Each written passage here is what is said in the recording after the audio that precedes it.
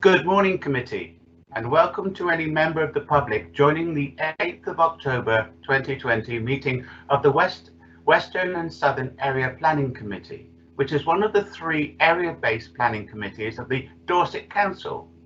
Our area of remit covers the previous Weymouth and Portland Borough Council and most of the previous West Dorset District Council areas.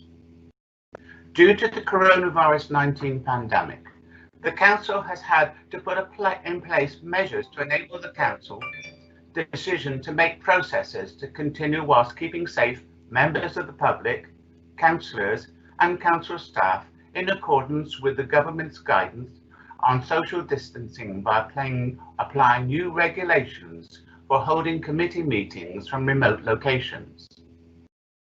Therefore, this meeting is being live streamed to the public, and a copy of those records will be available on the Council website following the meeting. Members of the public are invited to make written representations provided they are submitted to Democratic Services by 8:30 a.m, no later than 2 working days before the meeting. These representations will take the form of written statements of no more than 450 words, with no attachments, and will be read out at the committee meeting by our administration assistant.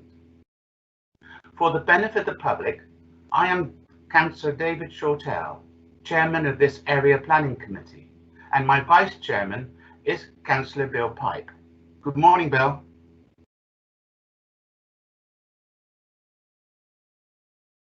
Good morning, Bill. Switch your microphone on.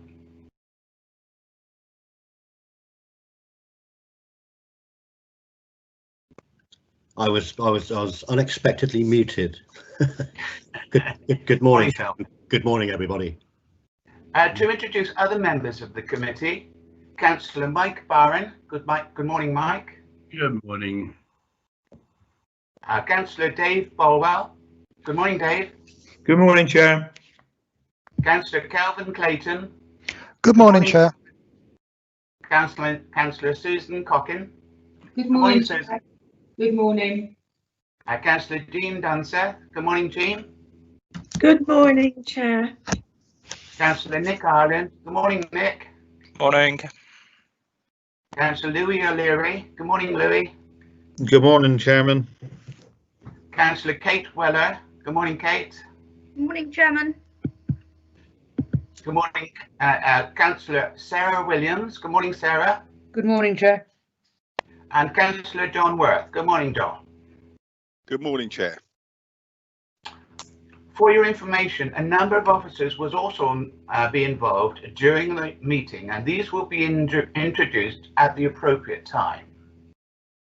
We will now follow the agenda as set out in your packs.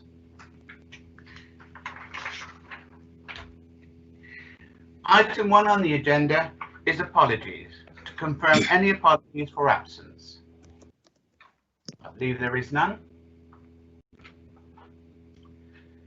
Item 2 on the agenda, declarations of interest. Does any member have any declaration of pecuniary or other conflict of interest, bias or predetermination regarding any item on the agenda? Chair, it's Councillor David Bolwell. Okay. I'd like to declare that I have an interest, or had an interest, relating to item 6 on the agenda. I'm a ward member and spoke against the application at the last committee meeting, but I have an open mind on the agenda item regarding enforcement action, and after taking advice from Philip Crowther, the Senior Solicitor for Planning Services, it is considered that I am fine to take part as a member of the committee on the enforcement action. Thank you very much indeed. Thank you, Dave. Thank you. Chair, it's Councillor Susan Cockin. I need to just clarify for transparency. On item 5E, which is on item this afternoon, WP 16/003888, a variation of condition, Bumpers Lane on Portland. At our last meeting, I declared a predetermination. I was on Portland Town Council at the time, planning committee, so that the previous was about affordable homes. This variation of condition I have not seen before. I have taken legal advice from Philip Crowther. I have no predetermination on this application or variation of condition, and go to it with an open mind, and will listen to the planning officer's comments. Thank you, Susan. Transparency. Thank you very much, Susan. That's fine. Okay. Is there any other declarations of pecuniary interest? Good. I'll take that as no. Thank you. Right, we'll take item 3 on the agenda, and that is minutes. To confirm the minutes of the meeting held on the 10th of September 2020. Has all members received a copy of those minutes? If members are content, I will sign those minutes as a true record of what took place as soon as I'm able to access the office. Item 4 on the agenda is public participation. The committee has received a number of written representations submitted in accordance with the revised speaking protocol effective from the 20th of July 2020. That is, the first 3 public statements received an objection, the first 3 in support, including the applicant or agent, will be read out by the officers not involved in the application. This number does not include representations received from town and parish councils or by Dorset councillors. The written representations have been circulated to all members of the committee prior to this meeting.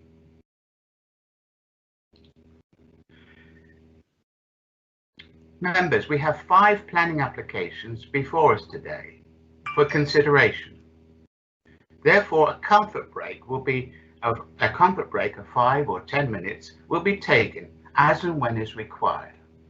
Please indicate if you wish to exercise that right. Now we're taking item 5 on the agenda, and that is the planning applications. The first planning application, item 5A, is WP 19-00480/OUT. Marsh Road Garage, Marsh Road, Weymouth, DT4 8JD. And that is for the demolishing of existing buildings and the erection of 20 flats with parking and associated work. This is an outline application.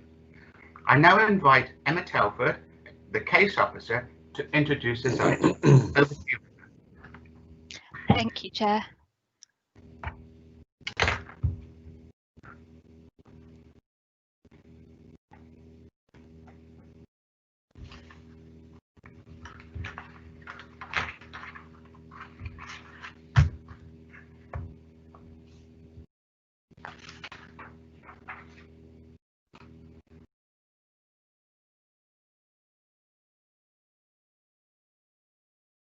Can I just check you can see my screen?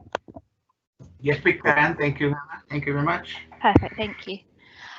So this application is at the site Marsh Road Garage, Marsh Road, Weymouth, and it involves the demolition of the existing building on the site and the erection of 20 flats. The application is outlined with all matters reserved.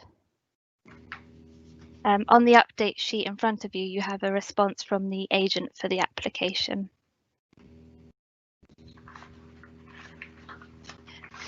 So this first slide is showing you an aerial photograph of the site. I will just change my pointer. There we go. So the application is here where the red arrow is pointing, and this is the existing. Emma, we're not seeing your map. Oh, okay. With respect, Chairman, I have the map on my screen. Oh. And me. Oh, I have it on mine. And me. Oh, there it is. Now okay now. Okay. Do you have it now, David? Yes, I do. Thank you. Okay. So this is the site here, and these are the existing garage building to be demolished. The site is within the DDB for Weymouth. You've got the Asda supermarket here, and with the associated car parking and the multi-storey here. You've got the existing, obviously, residential properties of Marsh Road, the Rodwell Trail behind, and you've got an existing 3-storey building here on Western Road. This slide is showing an indicative site plan. So the application is outline all matters reserved, but this is showing how 20 flats could be accommodated on the site. And it's also showing 16 parking spaces to be provided with some outside amenity space. Although all the plans are indicative, they are showing 20 flats. The 1-bed flats are 37 square meters, well, ranging between 37 square meters and 46.5 square meters, and a 2-bed unit of 74 square meters. The minimal national space standards for 1-bed unit over 1 story are 37 square meters if it's with a shower room, and 39 with a bathroom. So the proposed flats would meet the space standards, but again, obviously, they are indicative at this point. This slide is obviously showing some indicative elevations of how the flats could be presented on the site, with 2.5 storey and then accommodation within the roof space. It's obviously also showing the relationship with the trees behind on the Rodwell Trail. And obviously this would be viewed in relation to the Asda supermarket and multi-storey, and that 3-storey building on Western Road. Again, this is just showing an indicative street scene, so the relationship of the building in relation to the neighbouring property of Marsh Road.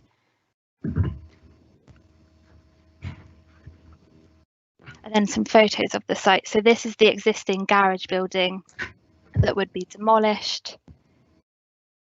And again, so that's the existing garage building that you can see there, and you've got that multi-storey car park and the Asda supermarket opposite, and then the 3-storey building on Western Road there. And then these photos are showing that relationship with the neighbouring property of Marsh Road, the most adjacent neighbour. And again, obviously the garage building that would be demolished. And then this is just to show some photos showing the road. So again, you've obviously got the supermarket and the multi-storey looking up Marsh Road towards the application site. And then this is looking back down Marsh Road, the existing residential properties of Marsh Road, and then again, the Asda supermarket. In terms of key planning issues, principal development, the application site is within the DDB. Obviously, it would involve a loss of the garage. In terms of residential and visual amenity, there's nothing to suggest at this outline stage that the proposal would result in an adverse impact on either neighbouring amenity or the local character of the area. Affordable housing. As part of the application, a viability assessment was submitted, and that was assessed by the district valuer, and it came to the conclusion that only a financial contribution would be financially viable for the site, and that would be secured by Section 106. In terms of flooding, concerns were originally raised by the Environment Agency and the Flood Risk Management Team. But in response to those concerns, an amended flood risk assessment and drainage strategy were submitted, which addressed the concerns raised, and those objections were withdrawn. And one of those details included details of the minimum finished floor levels for the scheme. The officer recommendation for this is to delegate authority to the head of planning to grant, subject to a legal agreement, to secure that off-site affordable housing contribution, together with the conditions as summarised on the screen, but also included within section 17 of the officer report. And that's it. Thank you. Thank you, Emma. That's fine. That's a very excellent report. Are there any points to be raised by Highways or any relevant councillor officer? Through you, Chair, Colin Graham, Dorset Council. Hello, Colin. Highways. Colin. Good morning. Good morning. Good morning, Graham from Highways. Although it was an outline, I did actually respond at the time and said about trying to get an increase in parking, and they did get some additional spaces. It does accord with our parking guidance for its location, and I know there's parking traffic regulation orders on Marsh Road itself, and therefore the carriageway would be left unobstructed and clear. I've also noted comments about the junction of Marsh Road with Newstead Road and concerns about reduced visibility there. I've got the accident history up in front of me for the last 5 years, and there's only been one recorded injury accident, and that was basically a rear end shunt, not at the junction. Somebody had stopped before the junction for whatever reason, and a car had just driven straight up the rear, and that's a police report. But I do stress that is just injury accidents that the police take details of. So from a Highways point of view, we have no objection. Thank you. Thank you, Graham. That's very kind. Okay. Are there any questions of a technical nature for the case officer or Highways? No? Okay. Before I open the debate, members, may I remind you to direct any questions or remarks through the chair, and I will invite members to speak in turn. Request to speak needs to be made via the virtual chat facility. Can I also remind members that the chat facility is for the smooth running of the meeting and must not be used for discussion on the merits of an application. Please keep microphones on mute and when not speaking to preserve audio quality. I now open the debate to members, remembering members that this consists of 2 recommendations. Recommendation A, as discussed by the case officer, and recommendation B, as in your papers. Right, Bill, do we have anyone who wishes to speak? We have Councillor Nick Ireland. Okay, Nick. Over to you, Nick. Yeah, it's just a query for Emma to clarify something. When I was reading the notes last weekend, did my prep for this. So on page 37 of the report, of our agenda or report, it says the application is not fully compliant with Econ 3. And then on page 39, it's I quote, it's considered to outweigh non-compliance with Econ 3. Yet on page 41, in the conclusion, it says it complies with policy Econ 3. So it can't do both, obviously. So which is it? Thank you, Nick. I'm going to pass on that question to the case officer, Emma, for response. Thank you, Chair.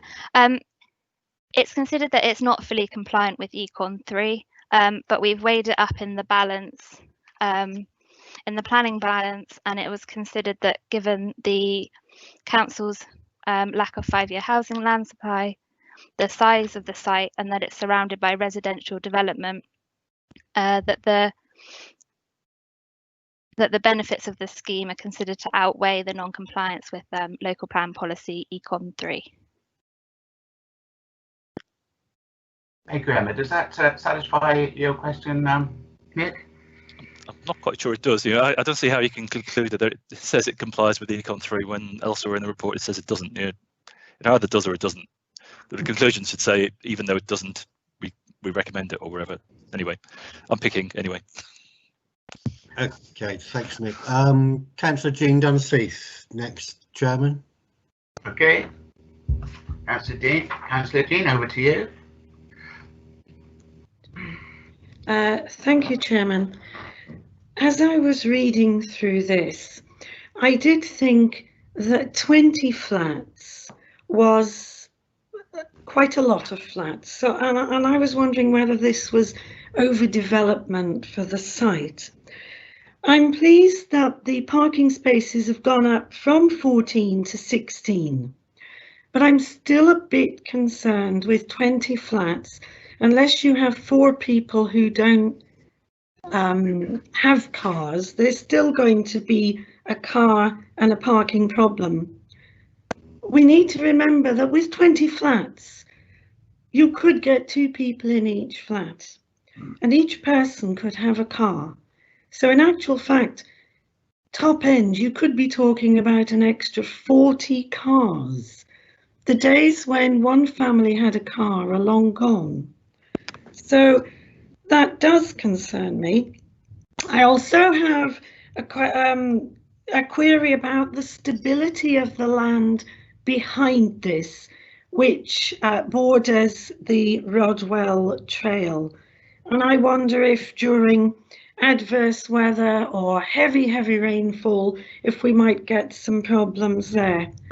And because we've got an extra 2 parking spaces now, this has eaten into the amenity space. Thank you, Chairman. Thank you, Jane. Anyone else? I'd just like to say there, David, that the plans, Jean, are only indicative at the moment. It's only outline.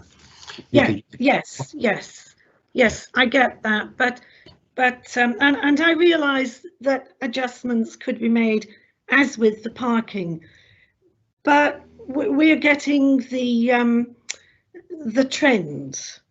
It's probably not going to go down to 10 larger flats. It's probably going to stay in the region of 20 flats. I'm sure that would be the subject of a further application if it came. Thank you, Jean.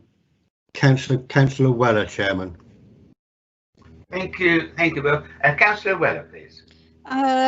Thank you, Chairman. One of my questions was the same as Nick's, and I retain the same response as he had to the answer.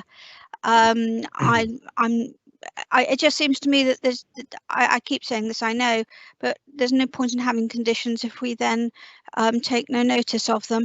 I am concerned. I'm really pleased that these are 1 and 2 bedroom flats because it's absolutely what's needed. So I'm really concerned about that. But 16 parking spaces, whilst a number of those people might work locally to it, so won't use their cars to go to work, and that's what we try to encourage now. They will own cars and will have to park cars. I know the road very well. Congestion there is enormous. I know some of that is generated by the garage use itself, but the residents there all have cars and they don't all have sufficient parking spaces in front of their cottages for them. So I am concerned about the mass of the building itself, which I think is a little high in comparison with the terrace of houses next to it, and insufficient amenity space for that number. So I have reservations about this application, not on its type or anything else, but on its size.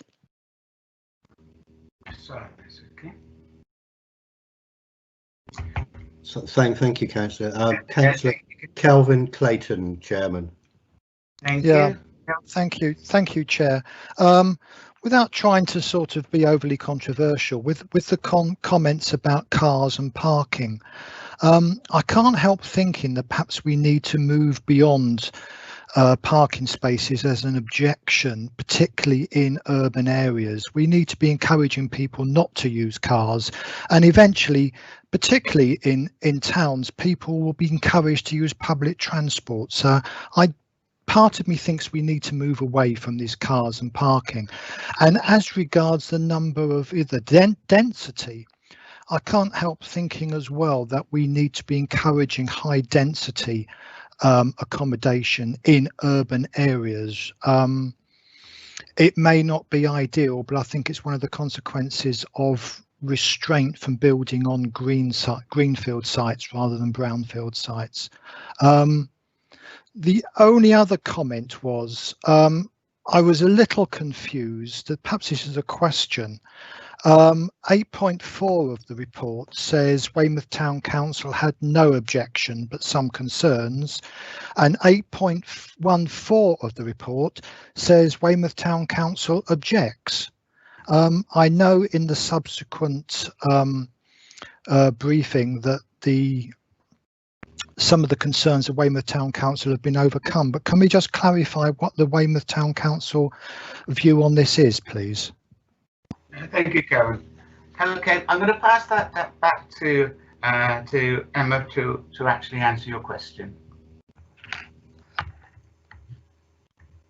Thank you, Chair. So the comment 8.4, Weymouth Town Council, the council has no objections. That was in response to the first round of consultation on the application.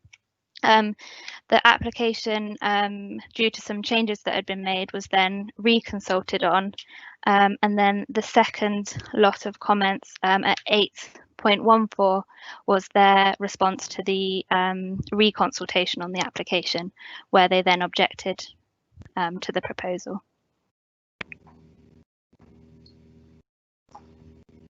Okay, does that answer your question, Helen? Yeah, what's the situation now? Have those objections been overcome?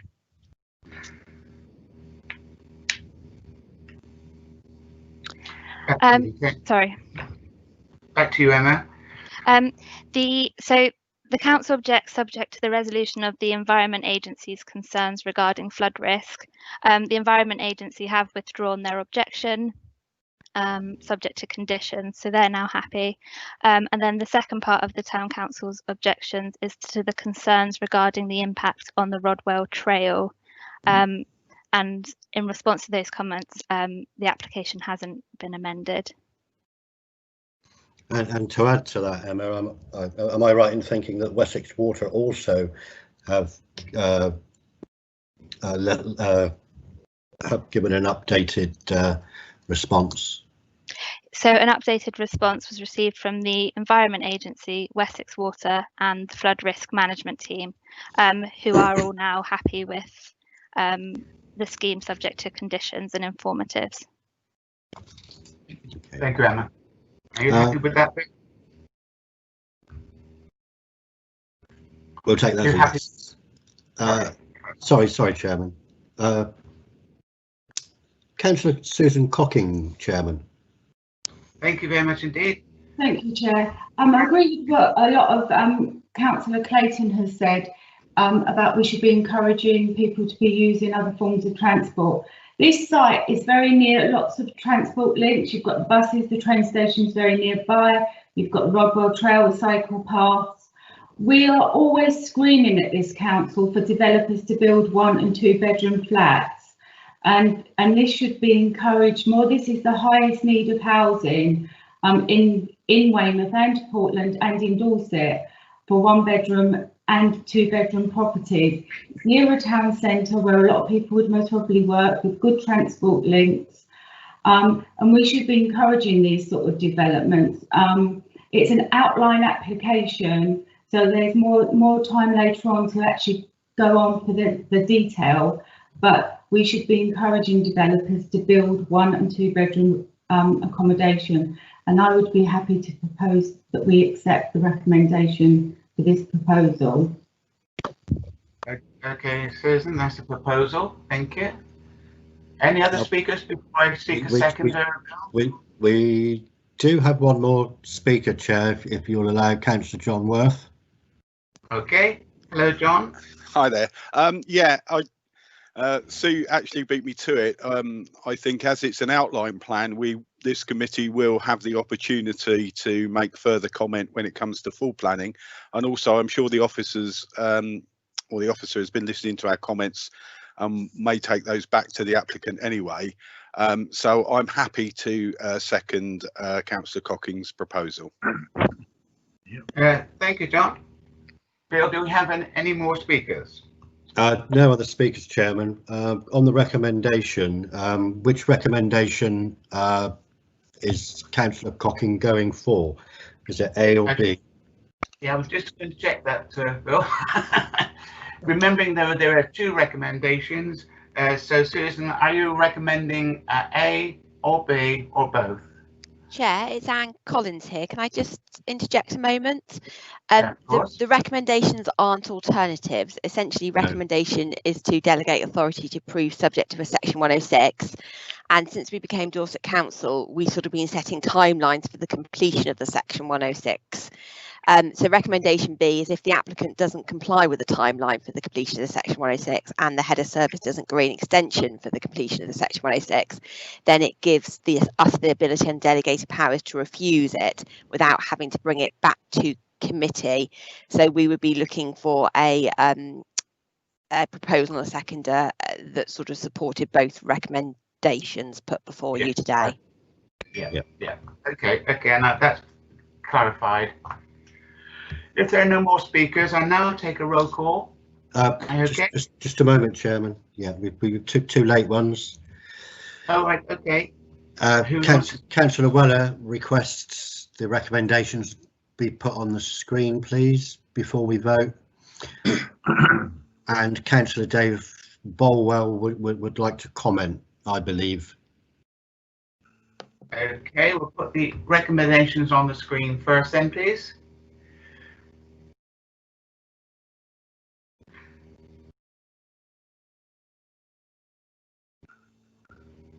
Have we got the recommendations? If not, I will read them. I've put the slide on my screen. I don't know if that's still being shared. These are in effect, Chairman, the two recommendations. First one being to delegate authority to the head of planning to grant, subject to a legal agreement to secure, offsite affordable housing contribution of 5772, together with the following conditions. And below that, I suspect, is the second recommendation to refuse if no offsite affordable housing, which will then, by virtue of voting on and approving recommendation A or 1, would give the delegated officer power to enact part 2. Okay, that's fine. So we're now going to take a vote on recommendation A, and then of course that will then subsequently, if that fails, revert to recommendation B. Is that correct then? No. Not quite. No, sorry, no, it's not, Chair. It would you'd be voting on both recommendation A and B, yes. Are you happy with that, Councillor Cocking? My understanding was, as how Anne Collins had read, she's the expert, but that was how my understanding was in the first place. It was to approve it with the recommendation as A and B as one proposal. That's what I got as well. Yeah. You're happy with that as well, John? John Moore, Councillor Burke? Yeah, I'm perfectly happy with that as well. Right. Okay, I'm going to take. Chairman, now that we have got that little item sorted out, Councillor Bolwell is still listed as wishing to comment. Okay, Councillor Bolwell. Yes, Chair, thank you at this late stage for allowing me to speak. Can I just have a clarification on this? Because the off-site affordable housing contribution was based on 100% open market units, and I'm assuming that's the 20 flats. Otherwise, they would not have been able to determine the contribution. So are we not sort of tying ourselves to a contribution that has to be 20 flats? I know, we've read that question back to Emma Telford. Emma. Thank you, Chair.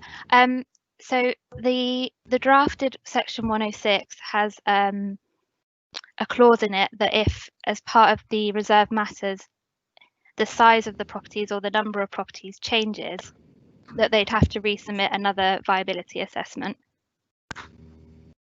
So the affordable housing contribution has been taken off the submitted plans, but if anything changes, they'd have to resubmit a further viability assessment to be assessed by the district valuer. Chair, that's fine, but that's not actually clear when what we're voting on, that clause is in there. So I was just trying to highlight the fact that this 5772 will be subject to revision due to the reserved matters and the number of flats actually that go ahead, and we might lose it completely. Yeah. Thank you. Any comment on that, Emma? The off-site affordable housing contribution would have to be paid as part of the Section 106, and then, like I said, there has been wording included within the draft Section 106 that if for any reason as part of the reserved matters the size of the proposed units changes or the number of units, that they then, like I say, have to submit a further viability assessment to be assessed by the district valuer, and then any contribution would then be reassessed on that basis. Okay. So that's, are you happy with that, Councillor Bower? I'm sort of happy with it, Chair. I'm just wondering that we're actually voting on this. I'm assuming the conditions will be number 1, which Emma's just mentioned, that the reserve matters details would actually allow flexibility in there. But I was just concerned that that wasn't visible. But I'm sort of happy that it is now. Thank you. Okay, Chairman. There's nobody else registered to speak at the moment. You have a proposer and a seconder, and I think you're probably clear to go to the vote. Okay, thank you. Right, okay, now going to the vote, and I'm going to go through in order, and I'm going to start with Councillor Mike Barron. In favour, Chairman. Councillor Dave Bolwell. In favour, Chair. Councillor Kelvin Clayton. In favour. For clarification, Councillor Susan Cocking. In favour, Chair. Councillor Jean Dunseth. In favour, Chair. Councillor Bill Pipe. For. Thank you. Councillor Nick Ireland. For. Councillor Louis O'Leary. For, Chairman. Thank you. Councillor Kate Weller. For. Councillor Sarah Williams. In favour, Chair. And for clarification, Councillor John Worth. In favour, Chairman. That is unanimous. Thank you very much indeed. That's one under our belt. Chairman, Chairman, just for the minutes, were you in favour of that proposal as well? I beg your pardon, that's the one I've missed off my list. We're almost unanimous. I'm in favour also. Thank you. So that is, yeah. Thank you for pointing that out. Right, okay, we'll now go to item 5B on the agenda. That's WDD 20000597, land west of 5 Chapel Lane, Maiden Newton. And that is to demolish existing outbuildings and erect 2 3-bedroom detached houses with parking. I now invite Emma Telford, the case officer, to introduce this item. Hello again, Emma. Thank you, Chair.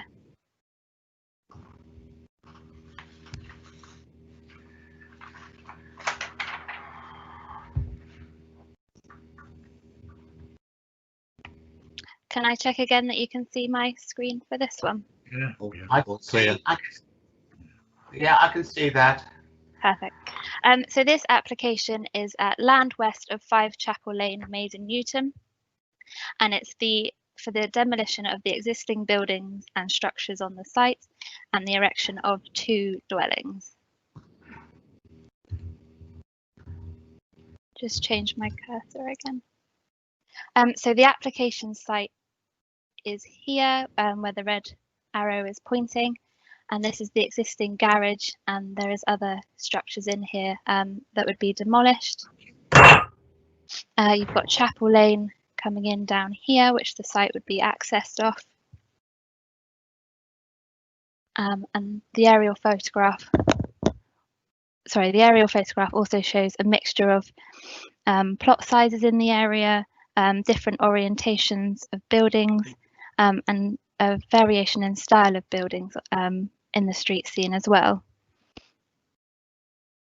The next slide shows you the proposed site plan. So you've got Chapel Lane here. You've got 2 parking spaces provided for each of the proposed dwellings. And then you've got obviously their garden spaces to the rear. You can see here the neighbouring garage of number 4. And then I've also included the local plan map. The site is within the DDB, it's within the AONB, and this red line is also the conservation area. So the site is largely outside of the conservation area, with this little bit sitting within the conservation area there. This slide shows the proposed dwellings within the street scene.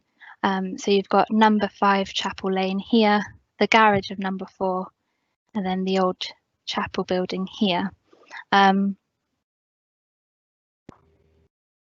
These are the elevations and floor plans for plot 1. It's proposed to be constructed of slate effect roof tiles and pale brick for the walls. They're both shown. Both plots are shown as 3-bed with the same layout. The third bed is smaller in size, and it's likely to be used as either a small bedroom or a study. But both units meet the national space standards. And then you've got the same layout for plot 2. Again, slate effect roof tiles for the roof, but this one would be red brick. These photos are to show the access. So this is the access onto Chapel Lane that you can see in this photograph. And this is looking up Chapel Lane towards the site. You've got the important local building of the old chapel here, and you can just see the garage there to be demolished and the neighbouring property behind the site there. So this is a close-up, obviously, of the garage to be demolished, and then the rest of the site is behind that garage.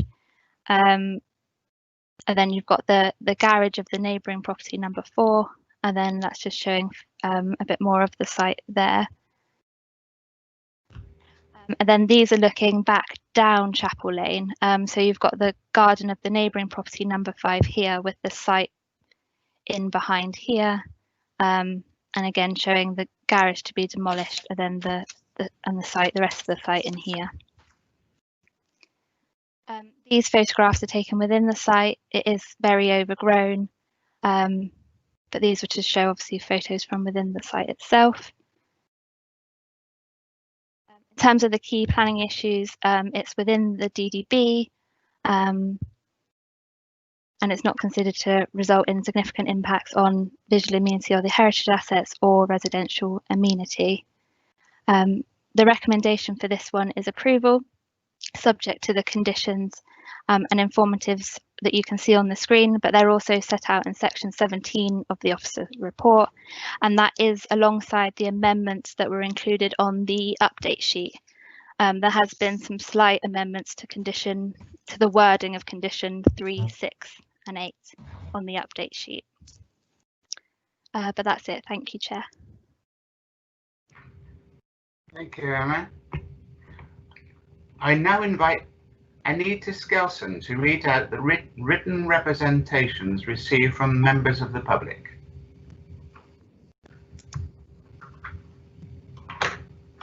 Can everybody see me, Chair? Yes. Right. Johanna and Brian Ward. To the Planning Committee making the decision today about the proposed building of 2 3-bedroomed family houses on the land west of 5 Chapel Lane, Maiden Newton. We are the owners and residents of 5 Chapel Lane. We bought the house 10 years ago. At this time, the seller retained a large part of the garden, hoping to build 1 residence for her own use. This obviously did not happen, and now this planning application for 2 3-bedroom family houses has been submitted for your consideration. I would just like to reiterate that this was a private garden belonging to the house we now own and live in. The garden was big but not large enough to fit 2 houses plus gardens in.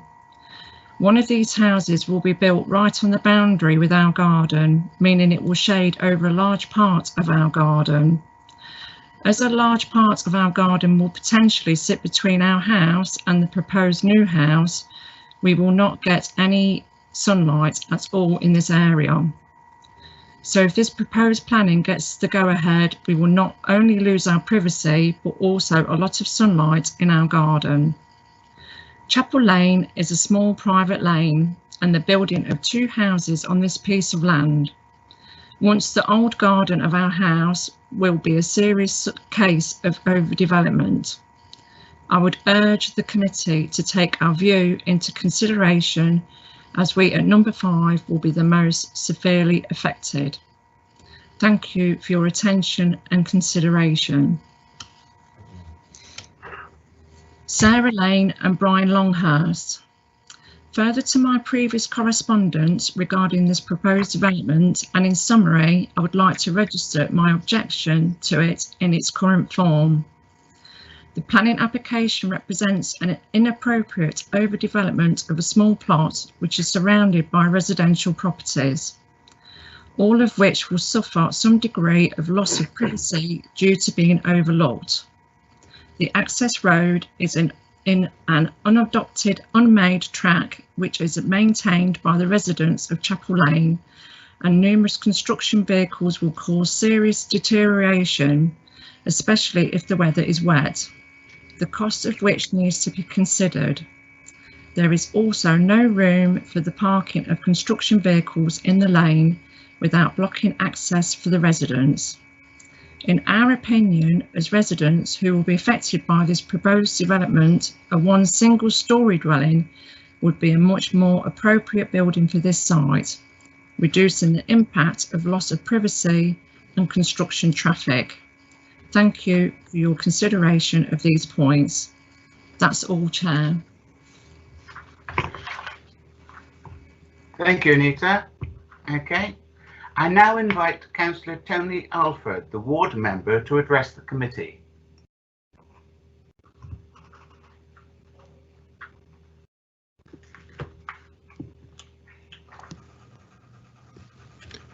Good morning. Can you hear me? Good morning to you, Tony. It is my contention that the proposal fails to meet the criteria set out in paragraph 127 of the MPPF. It will not function well and add to the overall quality of the area. It is not visually attractive. It does not establish or maintain a strong sense of place. It does not create places that are safe, inclusive and accessible. In addition to that, it fails to meet requirements of MPPF 110 in the following respects. Fails to give priority first to pedestrian and cycle movements. Doesn't address the needs of people with disabilities and reduced mobility, and overall the space in Chapel Lane will become less safe and secure. It will be difficult to deliver goods and for emergency services to provide services to this area. Paragraph 28 of the MPPF is an example of local plan policies having an effect under the NPPF. And this in particular relates to design issues such as M12, where there are requirements to achieve a high quality of sustainable inclusive design. Also M13, where new buildings are expected to achieve high standards of environmental performance. None of these things do we see in this application. Therefore, we see failings in the proposal before us, and in particular in creating places that are not pleasant and enjoyable to live. Policy says that housing should meet and where possible exceed the appropriate minimum space standards. As our planning officer has reported, this has been achieved in this case. But we have to bear in mind that these are 2 stories at 3/4 levels, and the upper story is in the roof space. So how many of you think that this is likely to be a comfortable living space? Our policy looks for high quality and sustainability in design, and for this high quality to reflect the local characteristics and distinctiveness of the area. The design that has been presented to us today presents no resemblance to existing house styles in Maiden Newton, or ones that I would foresee are ever likely to be replicated. The application talks about cars, whereas Chapel Lane and cars do not mix well. Nothing seen has encouraged bicycle ownership and use. Overall, people have to feel safe. This is a question about scale and mass in particular, and in particular, the scale and mass has an impact on each of these two particular houses. Okay, we're just on the corner of the conservation area, but I think it's still reasonable to expect some approach which improves or enhances and conserves the conservation area. And I'll say in conclusion that ideas about a well-designed and safe-built environment contributes to the social objective of the NPPF, and I think there has been a failure in that respect in this case. Thank you. Thank you, Terry. I now call on Emma Telford to respond with any salient points you may wish to clarify.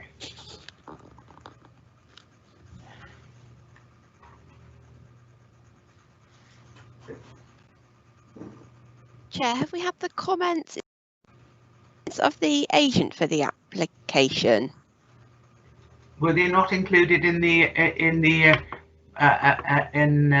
Skelson's representation list? Sorry, Anita, can you just clarify if you did read those? Chairman, no, I didn't. Sorry, I didn't realise I had to read them. Do you want me to read those, the agent? Yes, please. Yeah, sorry, I thought he was going to do his own, but that's fine. I can do. So it's Giles Moir, agent. This statement is provided on behalf of the applicants, North Shore Companies Limited, supporting the officer's recommendation that the application be approved. As set out in the officer's report, the proposal seeks permission to demolish the existing outbuildings on the site and erect 2 and 3 bedroom detached family houses.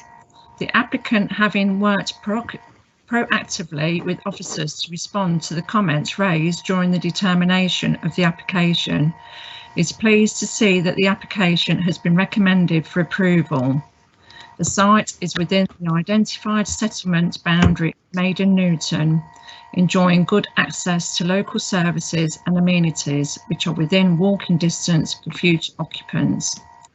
The proposal will make a meaningful contribution to the Council's 5-year housing land supply, providing 2 family homes, both of which have off-road parking and garden areas. It is noted that the Parish Council have objected to the application, one of the concerns relating to highway safety and the proposal causing congestion. Amended plans were submitted by the applicant to address concerns raised in relation to highway safety, providing improved access to the parking spaces. The Council's highway officer has confirmed that the amended plans are acceptable and has not raised an objection to the application. With regard to flood risk, the site is within flood zone 1, being the area with the lowest risk of flooding. The Council's technical services have not raised an objection to the proposed soakaway solution. The 2 detached properties have a traditional pitched roof designed with a feature arch window in the front gable. The properties are 1.5 stories in height, with accommodation provided within the roof space. The lowered eaves line of the units reflects the scale of the adjacent properties. The proposal includes decorative barge boards for the gables and porch, stone sills and headers for the windows and feature brickwork to the side of the windows. The established settlement pattern for Chapel Lane consists of a variety of plots, widths and depths and includes detached, semi-detached and terraced units. There is no regularly defined spacing between the existing properties, and existing properties also have varied orientations. As such, there is no regularity in the settlement pattern for the proposal to follow. The proposed layout ensures that there is an adequate spacing between the proposed units so that the proposal does not appear cramped within the street scene and provides landscaping to Chapel Lane. there is a clear gap of circa 1.5 metres between the properties, which provides visual separation. The layout of the proposal, which is a north-south outlook, ensures that there is no overlooking to adjacent properties. In conclusion, the applicant asks the councillor support the officer's recommendation and approve the application. That's all, Chair. Thank you. Chair, sorry, it's Anne Collins here. Denise, can you just clarify, have we now heard all the reps, or have we not heard from Maiden Newton Parish Council as well? I don't believe we have heard from Maiden Newton Parish Council, but it is included in the pack that I've sent round to be read out this morning. Yes, we've had both. Right. I'm all new to this. Right, so I've got to do the Maiden Newton Parish Council. You're doing fine, Anita. You're doing that's fine. all right, thank you. So Maiden Newton. Sorry, that's all right. Maiden Newton Parish Council objects to development on the basis that the two houses as designed are too much for the site and that one house would fit much better. Two houses could have as many as 6 cars needing parking spaces, and there is only room for 4. There is very limited off and on-street parking in this area, which could cause congestion. The highways officer draws attention to the fact that this site faces onto the narrowest part of Chapel Lane, which at this point is a 5-metre wide private road with no pavement. The houses will have to be moved further back into the plots to allow for workable parking spaces.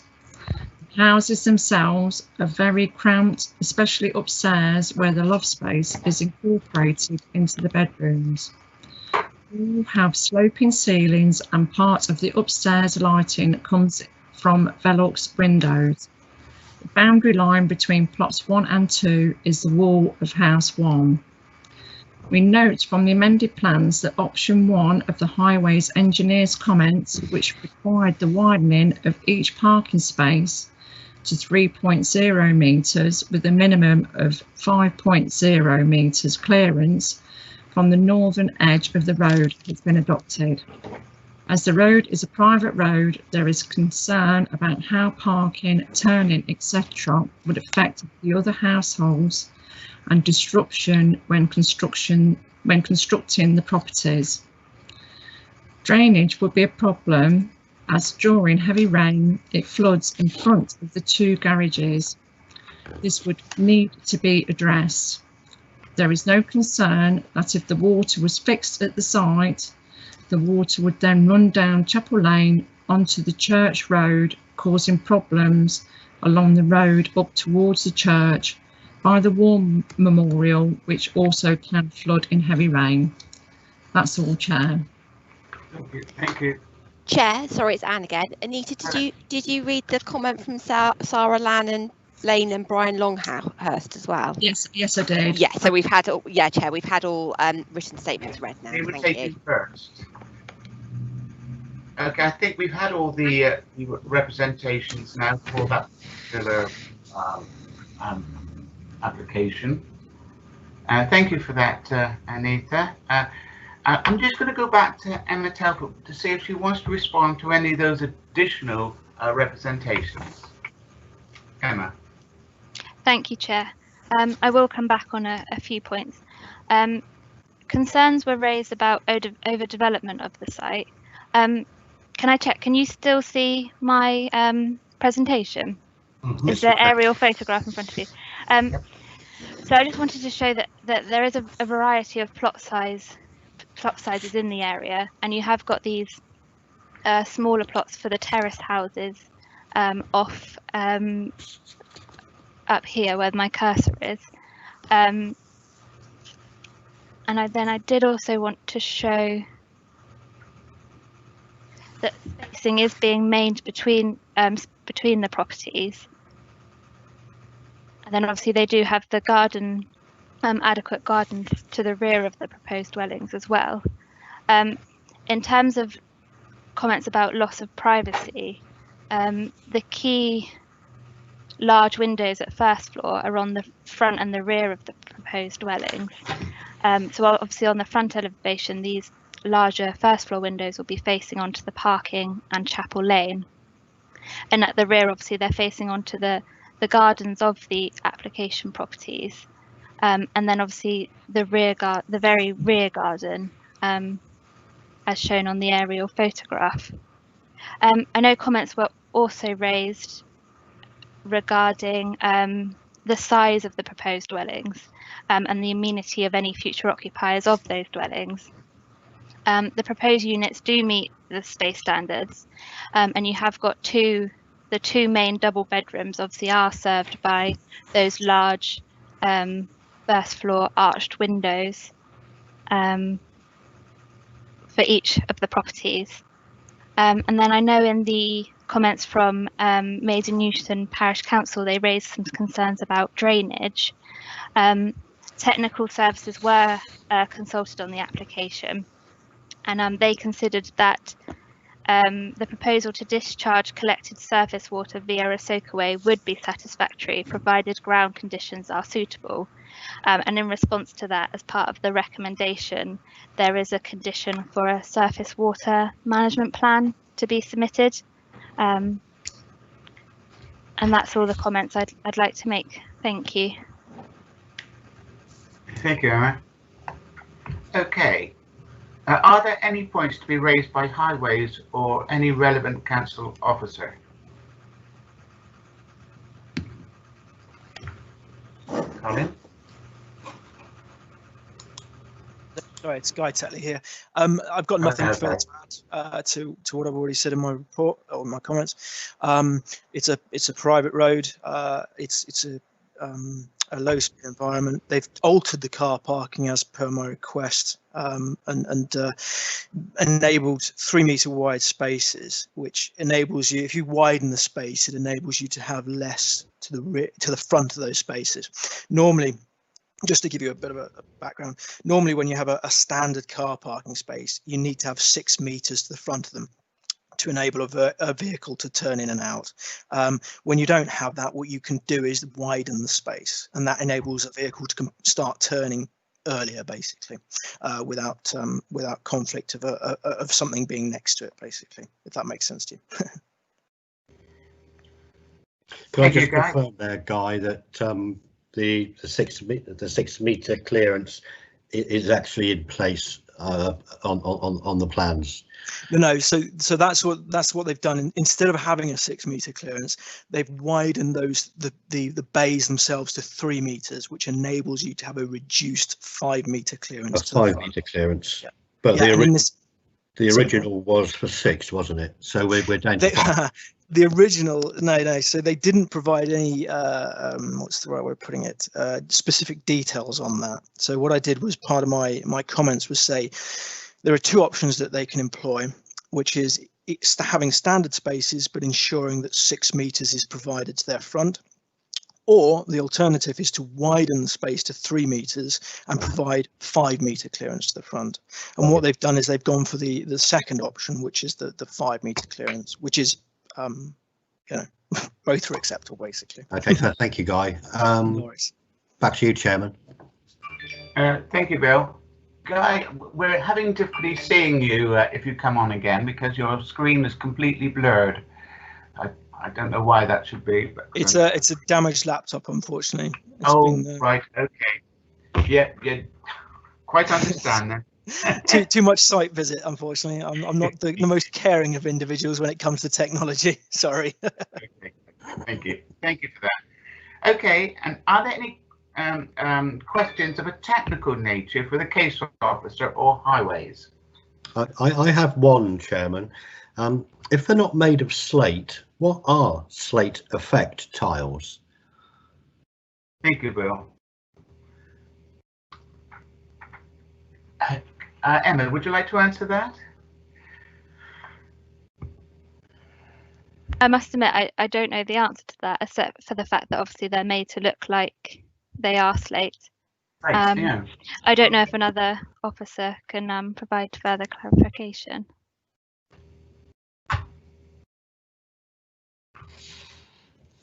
Obviously not. Sorry, Chair. Sorry, it's Anne here. What was the query? Sorry, Chair. I cut out for a minute. If I could just re-ask the question, if they're not made of slate, what are slate effect tiles? Oh, sorry, Chair. They're normally a kind of sort of plasticky, almost like you have concrete tiles that are meant to look a bit like clay tiles. You have these kind of fake slates made out of an alternative material to look like real natural slates. So I suspect that's what they're referring to, a kind of Marley type roofing product, which isn't actually a real natural slate, but has the appearance as close as it can get in an alternative material to a natural slate. And appropriately fireproofed, I hope, if they're made of plastic. Yeah, it would have to meet building reg requirements. Yeah, absolutely. And a condition is recommended for material details and samples to be submitted. I noted that, Emma, thank you. We have Councillor Jean Dunseith, Chairman. Oh, thank you. Speak. Yeah, Councillor Dunseith. Thank you, Chairman. Could the officers just confirm that this third bedroom, the one that's small or could be used as a study or an office, has natural light, please? Thank you. Thank you. Jean, I'll hand that back to Emma, please.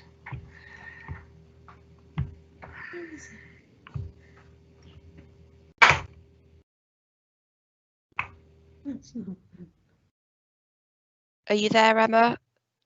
Sorry, Chair, it's Anne Collins. I believe that third bedroom, which Emma's gone silent, I don't know if she had a problem, but the third bedroom has two roof lights over it, those two roof lights there on the roof plan. So it would have natural light and ventilation via roof lights. Thank you for that. Well, excuse me, Chairman, those two roof lights look as though they're in the middle of the roof. Well, that's the chest there, probably about a third of the way up, Councillor, I would suggest. They are, Emma, if you go to the top picture, they're those ones there, aren't they? Ah, okay, thank you very much. Yes, I've got it now. Thank you. Thank you, Jean. No further speakers. No further speakers, Chairman. No further speakers. Okay, right. Okay, so that concludes the debate. If there's no more deliberation and members are content that they've heard the entire presentation and debate, I'll now take a vote by roll call. And I'll start off with Mike Byrne, please. Chairman, for the minutes, is there a proposer and a seconder, please? I propose, Chairman. Who's that? Bill? Councillor Pipe will propose, if I have a seconder. Councillor Weller will second. Thank you for correcting me. And I now go to Mike Byrne for Chairman. his... Chairman, it's Phil Crowther. Sorry, can I just, for clarity, check with Councillors Pipe and Weller that their proposal is in accordance with the officer recommendation and the update sheet? Yes, indeed. Yes. Yep, okay. Councillor Mike Byrne. Against, Chairman. Councillor Dave Bowell. For, Chairman. Thank you. Councillor Kelvin Clayton. Yeah, in support, Chair. Thank you. Councillor Susan Cocking. In support, Chair. Thank you. Councillor Jean Dunseith. Support, Chair. Thank you. And for clarity, Councillor Bill Pipe. For. Councillor Nick Ireland. For. Councillor Louis O'Leary. For, Chairman. For clarity, Councillor Kate Weller. For. Thank you. Councillor Sarah Williams. For, Chair. And Councillor John Worth. For, Chairman. And I'm voting for as well. So it's 11-1. Okay. Thank you for that. Now, before we go on to item C, is anyone interested in comfort breaks? I'd like to make a cup of tea, Chairman. Not having anybody here to make it for me. Oh dear. But if other members are content to carry on, then I shall suffer in silence. What's the general opinion of the committee? Does one want a break for a comfort break? I'm happy to carry on, Chair. Councillor David Bolwell. Okay. Okay, we'll continue then with item C on the 5C on the agenda, and that's WDD 19001514, which is West Combe, Smishops Lane, Loaders, Bridport, and that's DT6 3SA, and that's demolish agricultural barn and erect a detached dwelling and garage. Now I invite John Shaw, the case officer, to introduce this item. Thank you, Chairman.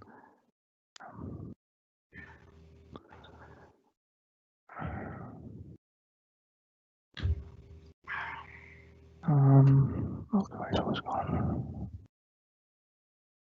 Right.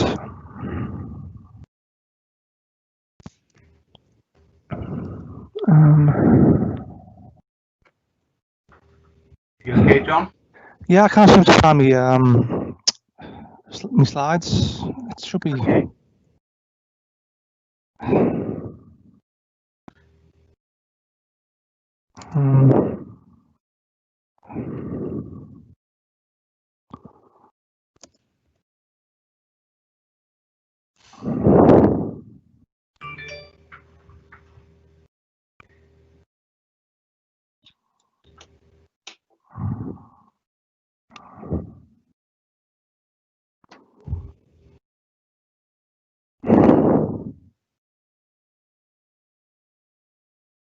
Right, can people see the screen? It's not there, John. No, I don't know.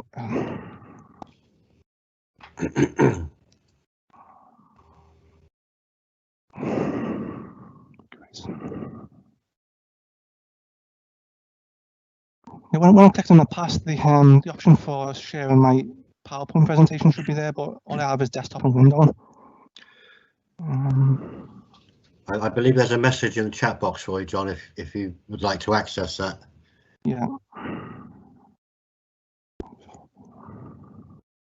There we go. It's come up now, John. You just need to set it to the beginning of the slideshow and it should work. Okay, you see it now? That's it. Brilliant. Thank you, John. Okay, thank you.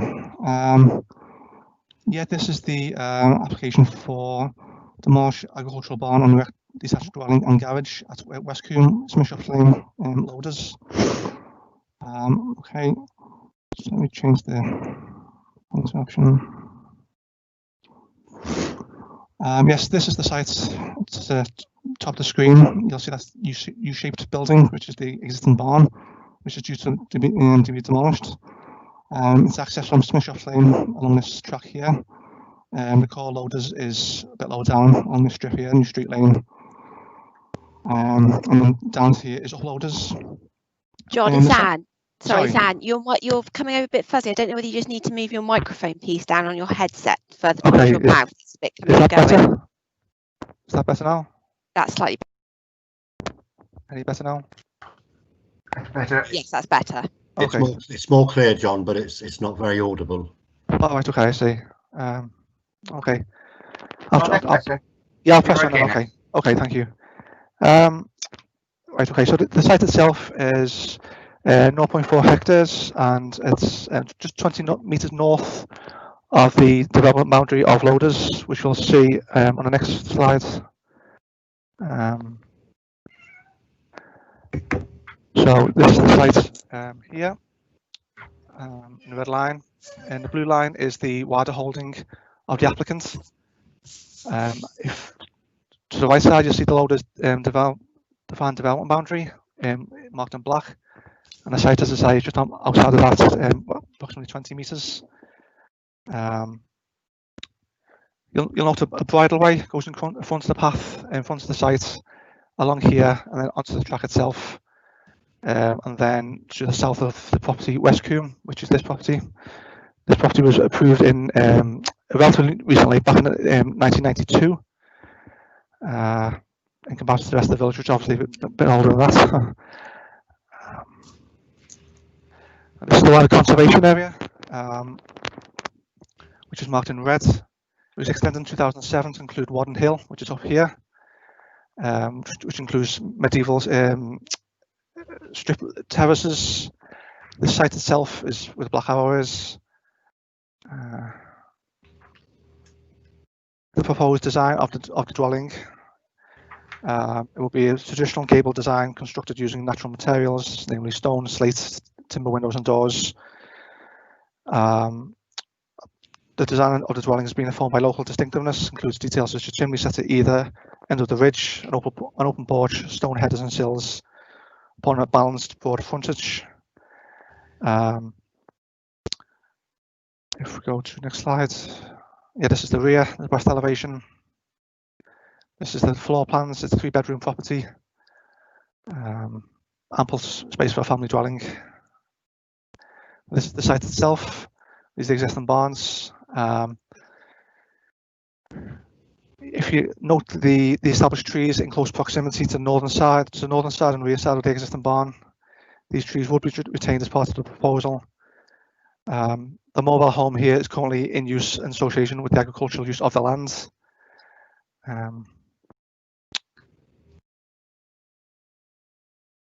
This is a further images of the site. You notice the quite domesticated appearance now of this site, as opposed to the wider farm holding, as more of a parkland appearance or anything else. And here on the bottom right image is the access gate, which leads to the tarmac track, which then leads to Smishops Lane. These are the wider views. These views are from the south. Nestled in amongst those trees is the site itself. You note that even with the large barn that's on the site at the moment, it's not visible whatsoever. Obviously, what's proposed here is a much smaller building on a smaller footprint, smaller, lower height, etc.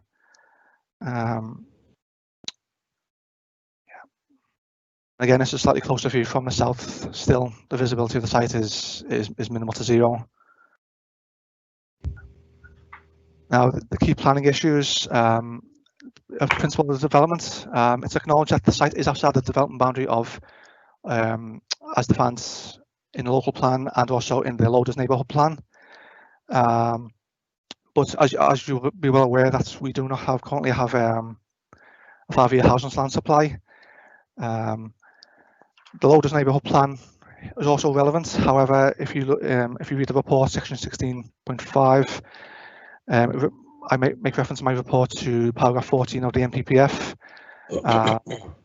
In order for us to automatically essentially deem development outside the neighbourhood plan's development boundary as unacceptable, the neighbourhood plan has to be no older than 2 years old. The neighbourhood plan currently is 4 years old and has not been amended since. So therefore, we have to broaden our assessments to the wider sustainability of the application. And at that point, we have to look at things along the lines of economic, social, and environmental benefits or harms.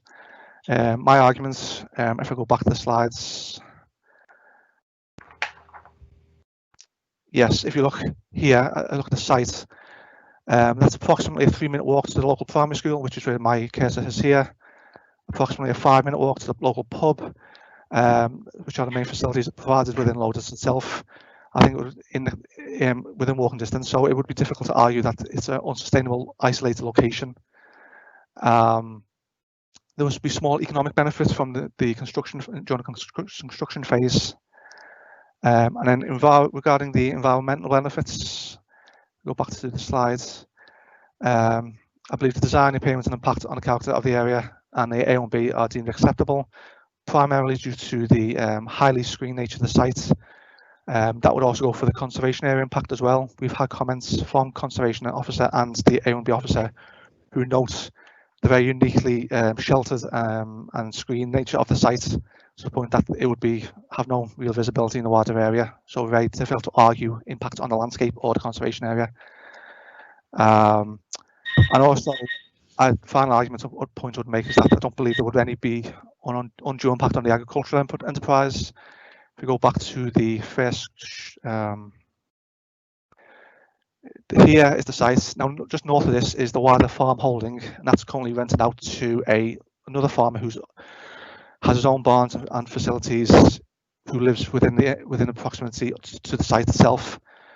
The barn itself has not been in use for the wider farm holding for approximately 15 years. So I don't feel that if this site was lost to the wider holding, that this would have any sort of impact on the continued enterprise of the farm, which, as I say, is just north of this image. With all this in mind, I would, and especially in regards to the current shortfall in housing land supply, I would recommend the application for approval subject to the conditions, which is at the end of this here, which is 7 conditions. You'd notice that in condition 5 and 6, there will be enhancements, particularly with biodiversity and protections in regards to no external lighting in condition 7. So yes, I'm happy to pass this over for your discussion. Right, thank you, John.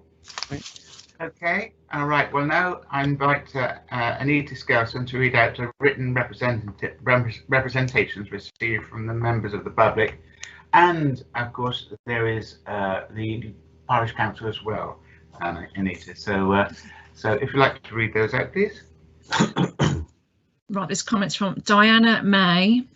I am a resident of Loaders and was a member of the steering group set up to prepare the Loaders Neighbourhood Plan, which was made by West Dorset Council in July 2016. I'm writing in defence of the policies of the Loaders Neighbourhood Plan and the Council's local plan. I fully support the comments and objections made by Councillor Alford and Loaders Parish Council. I note this is the second report to Planning Committee from the officer. The first report was prepared without there being any apparent consultation with the Dorset ANOB and the Council's Conservation Officer. The proposal is to demolish an agricultural barn extended in 2003 and build a nondescript 3-bedroomed house on farmland at Westcombe. The barn appears to be redundant simply because of an intention to develop the farmland, despite there being a temporary building on the site used for farm storage. The proposal lies in a conservation area, AONB, and is outside the agreed development boundary. It is directly contrary to policies of the Loaders Neighbourhood Plan and the local plan. LNP policy E5 defines the development boundary for new building in Loaders to safeguard the historic linear character of the settlement. The conservation area designation aims to safeguard the value landscaped setting of the village. Policy SU-S2 of the adopted local plan aims to strictly control development outside DDBs, having particular regard to the need for the protection of the countryside and environmental constraints. The proposal is unrelated to the historic character of the village. Its location and design will do nothing to protect and enhance the valued historic landscape setting and will offer nothing to meeting local housing need. There is no benefit or net gain to be had by approving this application. The Council's failure to secure a 5-year land supply for housing means the neighbourhood plan and local plan policies are to be regarded as out of date, enabling developers and their agents to override policies which have been the subject of wide consultation and took years to develop. My comments do not arise from NIMBYism, but concern for the proper stewardship of valued assets. Dorset Council is letting us down. There has been no liaison feedback between parish councils and Dorset Council on its failure to demonstrate a 5-year housing land supply and the implications for development plan policies. There appears to be no guiding hand in the form of published guidance or supervision to provide clear management of the development process and related applications to assist the community, developers or their agents. Loaders Parish Council.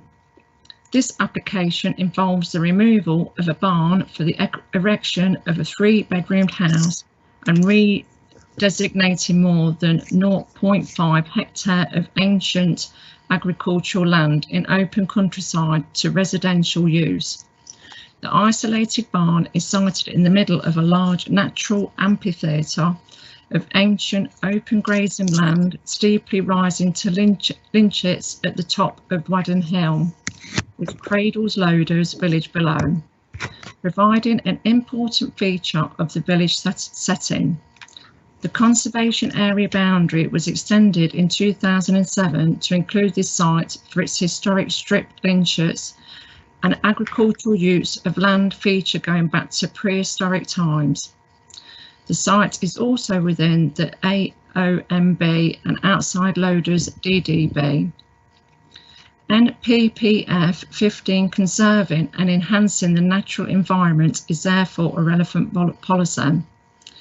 This requires that planning policies and decisions should contribute to and enhance the natural and local environment by protecting and enhancing valued landscapes in a manner commensurate with their statutory status in the development plan. 170A states that great weight should be given to conserving and enhancing landscape and scenic beauty in areas of outstanding natural beauty and which have the highest status of protection in relation to these issues. 170D. There is no evidence offered in either the applicant's submission or the planning officer's report to demonstrate that this development will contribute to or enhance the natural and local environment and therefore comply with NPPG 15.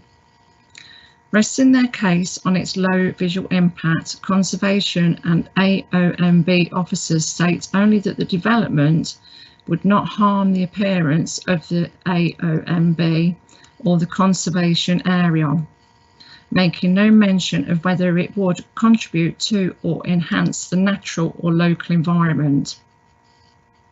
Beyond listing NPPF 15 as a relevant policy, the planning officer does not examine this application in relation to it anywhere else in his report. No evidence is offered to support that it complies with NPPF 15 and contributes to or enhances the natural and local environment. The Planning Authority's recommendation for approval is centred on the NPPF 11 requirement for presumption in favour of sustainable development in planning decision making, even more so where local plans are classified as out of date as currently in Dorset. But NPPF 11 also allows for developments to be refused where other NPPF policies apply that protect areas or assets of particular importance and provide a clear reason for refusing the development proposed. 11D. NPPF 15 is such a policy and applies here. This proposal offers no evidence that this development will contribute to or enhance the natural and local environment. This failure to comply with NPPF Policy 15 provides clear grounds for refusal. That's all, Chair. Thank you, Anita. I again invite Councillor Tony Alford, the ward member, to address the committee. And thank you very much. I will keep this fairly short. I think one of the reasons why we have the recommendation that we have is because the application site is surrounded by trees. And I suspect if it wasn't surrounded by trees and was self-evidently in the open countryside, it's quite possible there would have been a recommendation for refusal. Things don't stay the same way though, and I think how how possibly we can be assured that this application site will continue to be surrounded by trees. I'm not certain how that can be done. I'm well aware that things do change over time, and we just have to accept that possibility. It is, of course, a new build outside the development boundary. It's also outside the development boundary of the Loaders Neighbourhood Plan. We have policies, sus3, about what permitted development outside the development boundary ought to be for, such as rural workers' homes, affordable housing, etc., etc. We have policy sus2 that has been mentioned already, that growth in settlements with no defined development boundary should be purposed to local needs. The MPPF is clear about the development of isolated homes in the countryside, and that should be avoided unless certain conditions are satisfied.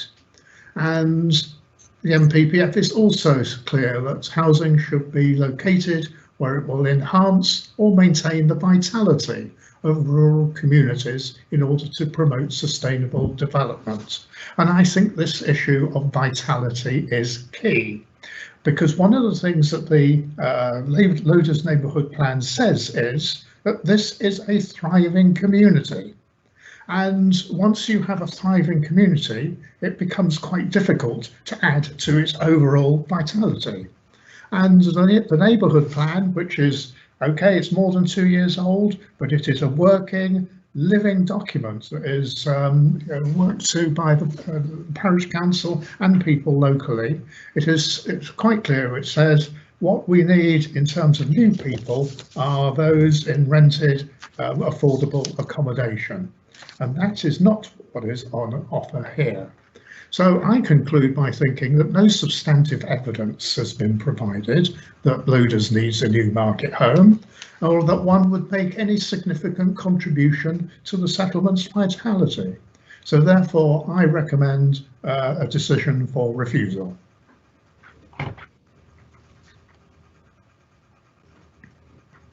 I have at the moment, Chairman, 2 people wishing to speak. I assume they would be relevant points on this particular part of the presentation, and that would be firstly Councillor Kate Weller. Can I hold those off just for a moment, because I need really to thank, first of all, Tony. Of course you can. Also, I need to John Shaw to respond to any of the salient points which he may wish to clarify. Indeed. Then I'll go on to RTS, Bill. Thank you. So John Shaw. Yes, thank you, Chair. Yeah, I'll pick up a few points in regards to vitality. In terms of the definition of vitality, there's no limit upon the nature of vitality in a village. So therefore, an additional home that's going to allow a new family to move in and to be able to reach the local school, local public house, the other local facilities on foot. So bringing further support to these services, in my view, can only add to the further vitality of the village. In terms of the protection that the trees provide for the nature of the screening of the site because of the amount of trees, a condition has been added to the report to ensure that the tree plan that's been provided as part of the application will be followed through, so that the development does not impinge on any of the trees that are there now. Any trees that die or disease in the next 5 years will be replaced, and then obviously at a later date, if in terms of longer term protection, yes, I understand that trees can come and go, but clearly if the trees were held in high enough value, tree protection orders could be considered as well. So there are means for protections of this site going forwards. The condition that I've placed in terms of the tree plan will ensure for the short term there will be protection of these trees, most certainly. In terms of other points that the parish mentioned, in terms of I think the mention of paragraph 170 of the MPPF, arguing that there's no real enhancement of the site, I would contend that the removal of this very functional, very utilitarian, large agricultural building, relatively modern construction, with a building that would be on much a smaller footprint, with conditions added to ensure a biodiversity enhancement plan, which has been secured between our council ecologist and the applicant ecologist. That will be conditioned. That has been conditioned. We'll ensure that there will be enhancements to the site over and above what is existing at this moment in time. I think, yeah, but I would just reaffirm the fact that the conservation officer and the A&B officer make very clear points. I would like to quote conservation officer again. It is in the report that the site is set within a particularly sheltered and rather unique site with the natural landscape form restricting outward views and sightlines from the village or the wider setting behind. As such, development within this coombe will have little, if no impact on the conservation area or the surrounding agricultural setting of the A&B due to the separation, due to the natural landscape form. The A&B officer himself says the site is remarkably well concealed within a small coombe on the southern slopes of Wadden Hill. Concealment is to some extent a feature of topography enhanced by mature trees which surround the site. Visual impact is judged to be low. In response to those points, it's very difficult then to try to construct an argument to say that there will be an impact that would warrant refusal, in my view.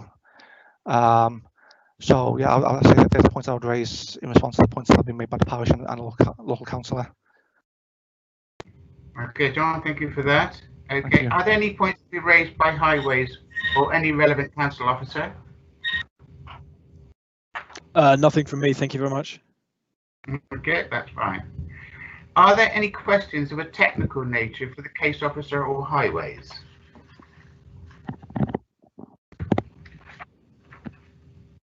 Okay, well, can I ask a question, please, John?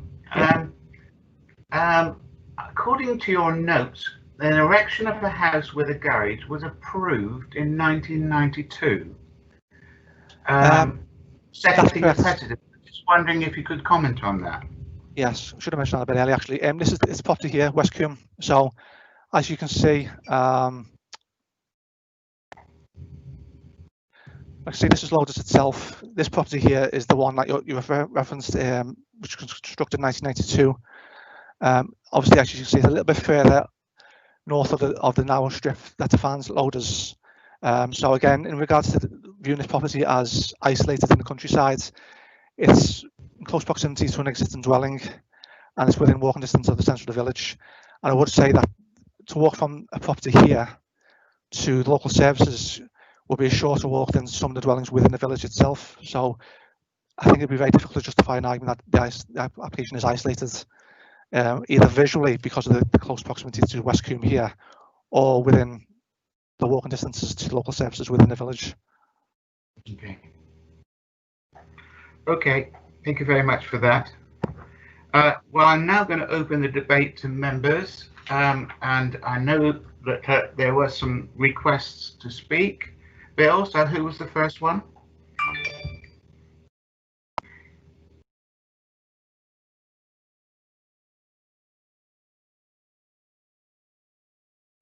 Have I gone quiet? I don't know what happened to Bill, but it was Kate Weller who's first. I think he may have gone to make that cup of tea, Chairman. So I'm first on the list. If I could speak now. I beg your pardon, Kate. Okay, I was muted when my phone rang. I beg your pardon. That's quite all right. That's quite all right, Councillor Piper. Okay. I had a question which Mr. Shaw may be able to respond to straight away, and then I'll go into what I was going to say, if I may. There's a mobile building on that site at the moment. Yes. Is that, I'm assuming that's, I think you said that is in connection with the farm work on the site. Is that still occupied? No, it's not occupied for residential. It's occupied for simply storage of apples, essentially. Right, just for storage. Yes, it would be used during construction, but then it would be removed. I've spoken to the applicants about this, and I've spoken to enforcement just to clarify the history of the site. Right. Okay. Thank you. Excuse me, just one moment. Michael, I'm speaking. I'm concerned that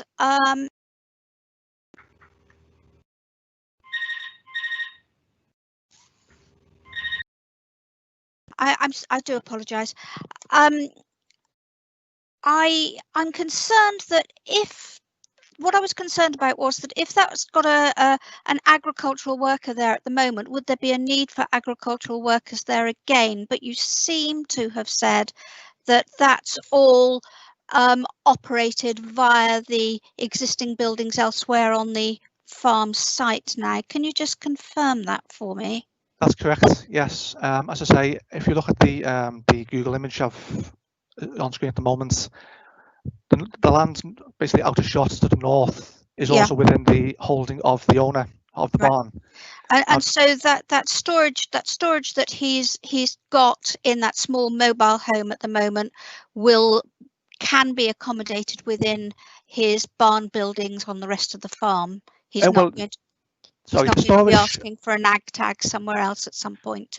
Yeah, the storage of the which included in the mobile home is essentially only in association with this small parcel of land, just to say apples and it's very small implements. So the agricultural use of this parcel of land at the moment, this basically half an hectare, is very light use indeed. The wider holding is rather large, and that is farmed by a separate farmer who has his own barn in close proximity. So the mobile home is used only to serve this small, basically square parcel of land for the storage of apples, and its removal once the site itself is removed from agricultural use, the mobile home as storage for agriculture will no longer be required. Okay, lovely. Thank you very much for that, for clarifying that. Thank you very much, Chairman, and my apologies for the interruptions. Thank you, Chair. In absolute clarity, Chairman, just for clarity, the mobile home or caravan situated on the site adjacent to the barn has only ever been used for the storage of apples. It's never been designated a habitation. No. To clarify on your points, so if I can give you the whole overall history of the site, which, if I look at my report, if you look at the history section in the report, there was an application for a temporary workers dwelling back in 1989, well actually 1987, and so the mobile home was first used for that purpose for a temporary period of 3 years. Late application for an agricultural workers dwelling was refused, and since then the site has essentially been used, or the mobile home has essentially been used for storage in association with the agricultural use of the land. So for the first 3 years it was used for residential purposes. Since then, and certainly the last 15 years, it's been used for storage in relation to agriculture. And as I say, I had further correspondence with the applicants. I've been on site myself, and I've also been in touch with our enforcement team, and we're happy that that's the accurate representation of the history of the site. Thank you, John. Next would be Councillor Ireland, Chairman. Councillor Ireland, please. Thank you, Chairman. Yeah, I'm glad Mr. Shaw just clarified that, because I was going to point out that the other property being approved in 1992 is not relevant here, because at basically the same time the agricultural workers dwelling on the site we're looking at was refused. So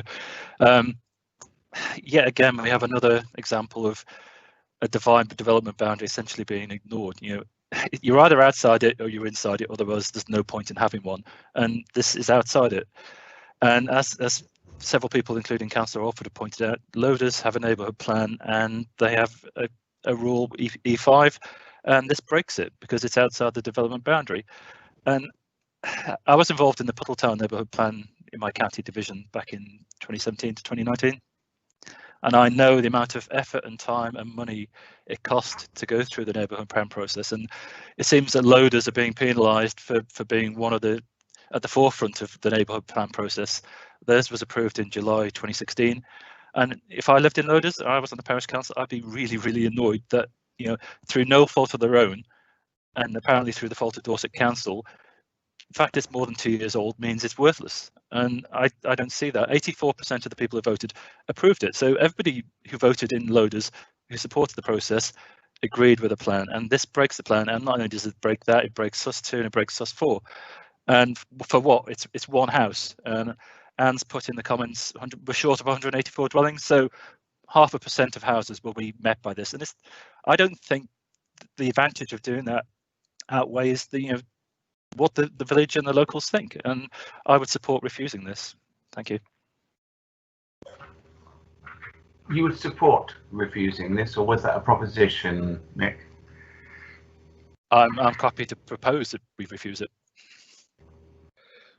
Have we got any other speakers? Myself, Chairman, if I might. Okay. Yeah, planners do recognise that the development is outside of the DDB and not compliant with policy E5 of the Loaders Neighbourhood Plan. Although I would refer members to sections 16.5 and 16.6, which they can find on page 69. The application is deemed sustainable within SUS4 policy and not, as Councillor Ireland suggests. I beg your pardon, although it does break SUS4, it is deemed sustainable within SUS4. So I apologise to Councillor Ireland for that. And I would just simply refer members to 16.5 and 16.6 of the application. Thank you, Chairman. Thank you very much indeed. Right, Bill, have we got any more speakers? Because I'm also looking for a seconder to Councillor Ireland's proposal to refuse. We have one more, Chairman, who is Councillor Dave Bolwell. David Bolwell, okay. David. Yes, thanks very much, Chairman, and spotting me as well there, Bill. You actually jumped in on most of what I was going to say, Bill, because I'd also like to draw attention to paragraph 16.4 on page 69. I've been having a problem with this one, and I think it is coming down to a sort of balance issue. But I don't know if we could possibly put page 69 on the screen for everyone just to see it rather than me talk about it and everyone scrabble through to try and find it. Could you do that, John? Sure, I'll try. Thank you very much. I think it's a fact that, as Councillor Ireland highlighted, the neighbourhood plan is over 2 years old, and it's a great shame that, according to 16.4, we don't have the 5-year housing land supply. That the neighbourhood plan's relevance seems to disappear over the horizon, which I find also very painful. But I am mindful of the fact that there are planning law, and there are things in this that we do have to be careful about when we make our decision. I think reading through 16.4 and 16.5 and 16.6 on more than one occasion, I'm still struggling. So it might be helpful if we could take a close look at that one, please. Yeah, I'll try to. Okay, John.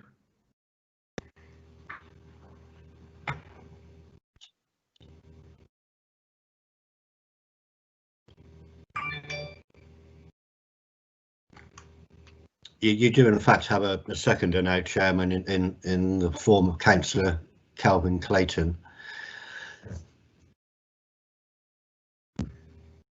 I'll get that formally in a moment. Thank you. John, it's Anne. Do you want me to try and share my screen? Because I've got to 16.4 of the report. So if I share my screen, that would Councillor Bowl will be able to see it.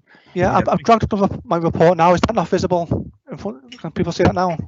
No. No. We maybe have the picture. Maybe. I still have the aerial view.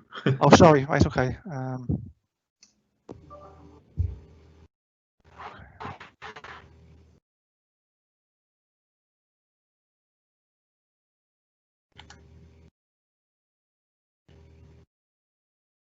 Can you see that now? No. We have a yes, we do. Yes, at last. Yeah. Progress. Let's see. You see paragraph 16.4 actually says that the paragraph 14 goes on to make clear that the adverse impact of a land development, blah blah blah blah, provided all the following apply. Now, obviously, we know the neighbourhood plan is too old, sadly, according to this.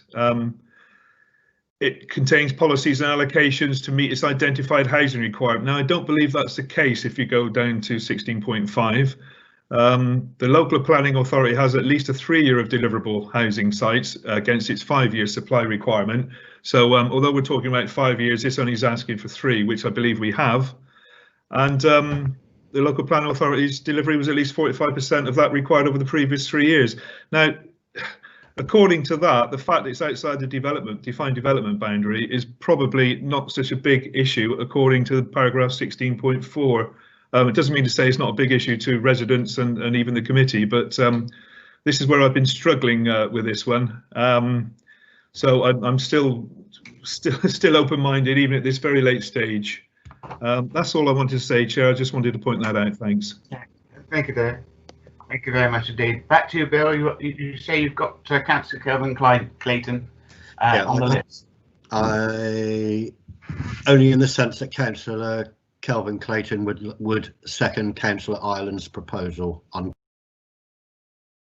So, Councillor Clayton, that is a second for refusal. Is that correct? It is, Chair. Thank you very much. Chair, it's Anne Collins here.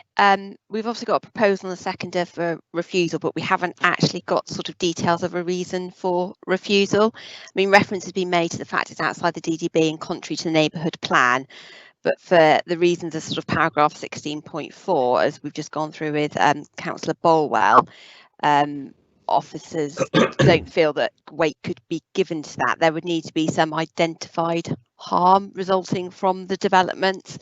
The case officer John sort of set out in his report proximity to facilities and so forth. So officers do consider this to be a sustainable location. Okay. Do we have any reasons in mind, Councillor Ireland, for refusal? I don't really have anything more than I said, which I suspect isn't probably enough, but I'm willing to take any other proposals. Okay, thank you, Ireland. And Councillor Clayton, do you have anything of a substantial nature in the form of a material consideration for refusal, seconding the proposition? Other than SUS2 and the local plan, no. I mean, like, along with Council Ireland, I really want to support the implementation of local plans. I think it's an important thing for local democracy. If the technical issues go against me, then so be it. But I'm inclined to go with SUS2 and local plan E5, but I don't know. I can see what we're up against here. Chair, the issue, sorry, it's Anne Collins again, Chair. The issue here is that in respect to SUS2, because the council doesn't have the authority to have a 5-year land supply, we can only attach very limited weight to our housing policies and sort of strategic growth direction policies in the local plan. And obviously in respect to the neighbourhood plan and paragraph 14 of the NPPF, the neighbourhood plan was made more than 2 years ago, and it didn't identify specific sites to meet the need, which was identified for 10 dwellings in the village. So that's the issues which officers found themselves having to consider, and hence why the recommendation was made for approval. Councillor Ireland, any response? To be honest, I don't think I have any choice other than to withdraw my proposal. If what Anne is saying, basically we have no chance if it went to appeal, which I think is what she's alluding to. Yeah, I agree with that. And Councillor Clayton, will you also withdraw? I reluctantly accept that, yes, Chair. Could I therefore, Chairman, propose that we go to the recommendation and take the vote, please? Are you proposing, Bill? I am indeed. Okay. Have we a seconder for the recommendation? Not at the moment. I will second. I will second. Okay, Chair, you've done it. I will. Oh, you. Thank you all. Okay, we got a proposal and a seconder. Sorry. I said I've never been in so much demand. Sorry. Say again, please. Sorry, Chairman. It was just a remark as to say that I've never been in so much demand. Everybody wanting to second. Okay. Thank you, Bill. Thank you for that. It's nice to be in demand, isn't it? Yes. Okay, we've got a proposer, a seconder. Is anyone else wishing to speak before I take the vote? I do have Councillor Dave Bolwell at 11:53, Chairman. Yes, Chair, that was purely to second the motion. Okay, that's fine. Okay, I'll go through the list then. I'm going to start off with Councillor Mike Barron. Reluctantly in favour. Thank you for that extra comment, Mike. Councillor Dave Bolwell. On deliberation, reluctantly in favour. Yeah. Councillor Kelvin Clayton. Against, Chair. Against. Okay. Councillor Susan Cockin. In favour, Chair. Thank you. Councillor Jean Dancer. In favour, Chair. Councillor Bill Pipe for clarification. For, Chairman. Thank you. I'm for as well. Councillor Nick Ireland. I'm against, Chairman. You're against. Okay. Thank you very much, Steve. Councillor Louis Leary. For, Chairman. Thank you very much, Steve. Councillor Kate Weller. Against. Against. Thank you. Councillor Sarah Williams. Against. Against. Okay. And Councillor John Worth. In favour, Chairman. In favour. 1, 2, 3, 4. So that's 8-4. Does that conform with your notes, Anne? Yes, Chair, it does. 8 for approval. Okay. Okay, that concludes that application. I don't know about the rest of you members, but I'm going to take a comfort break. So we'll take a comfort break consisting of approximately 5 minutes. Is that it? Is that in accordance with everyone? Yeah, happy with that, Chairman. Yes, I agree. Yeah, right, yes, dead on. Bill looks thirsty. A little late, Chairman. A little late, but welcome. I'll see you just after the hour.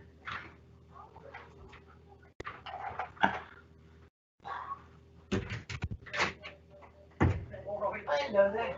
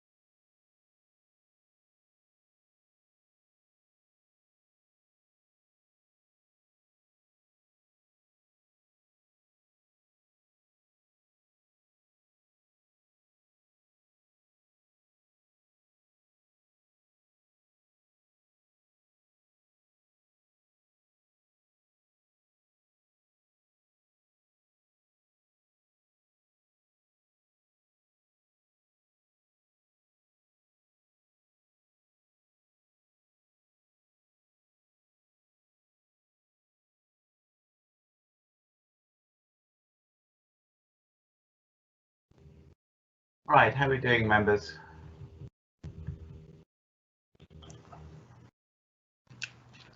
Hello, Bill. Yeah. Yeah. Got my cup of tea. Oh, good. Everyone happy? Yeah. Got my tea. Back. Very happy. I won't need to do a roll call again because there's only been a few moments. Happy. Okay. Right then, is everyone back in the fold? Let me just check.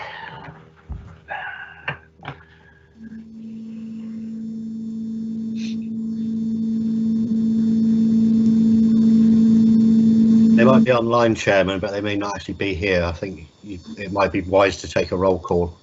I'm here, Chairman. Good. Okay, let's do a quick roll call then to make sure everyone's back in the fold.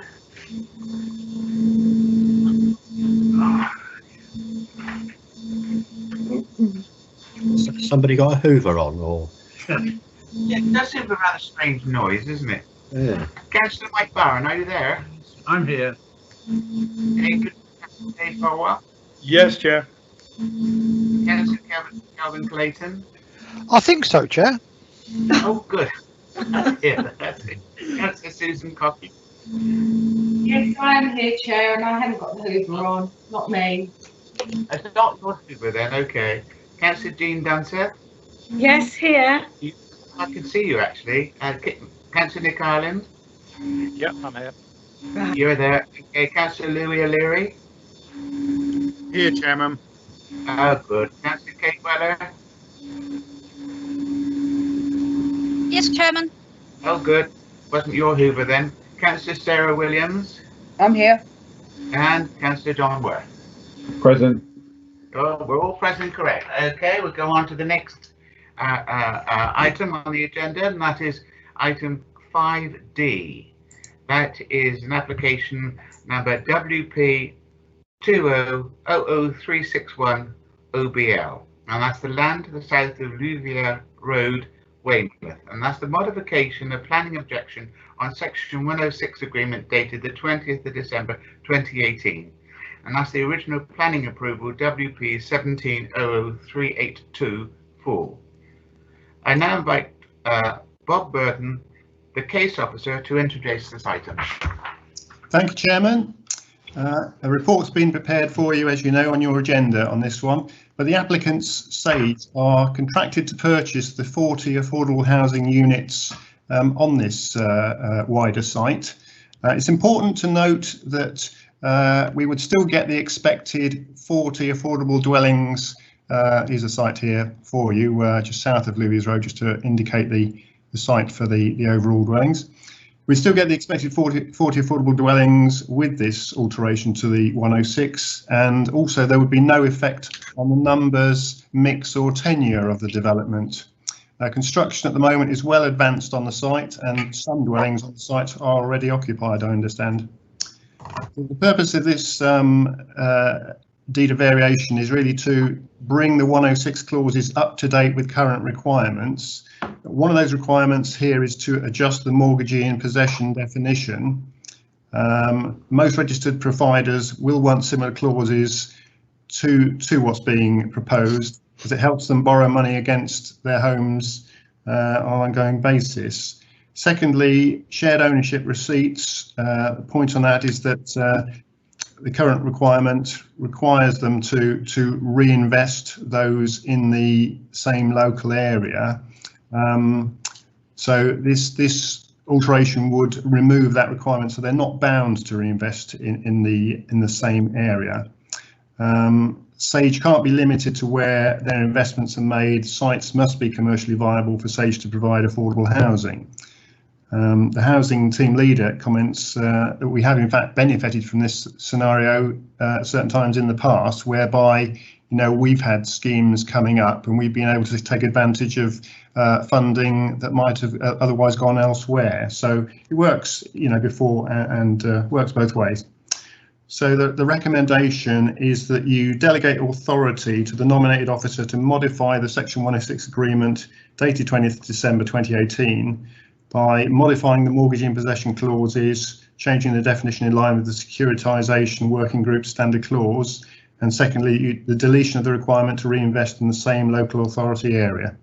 Thank you, Chairman. Thank you. Thank you, Bob. That's fine.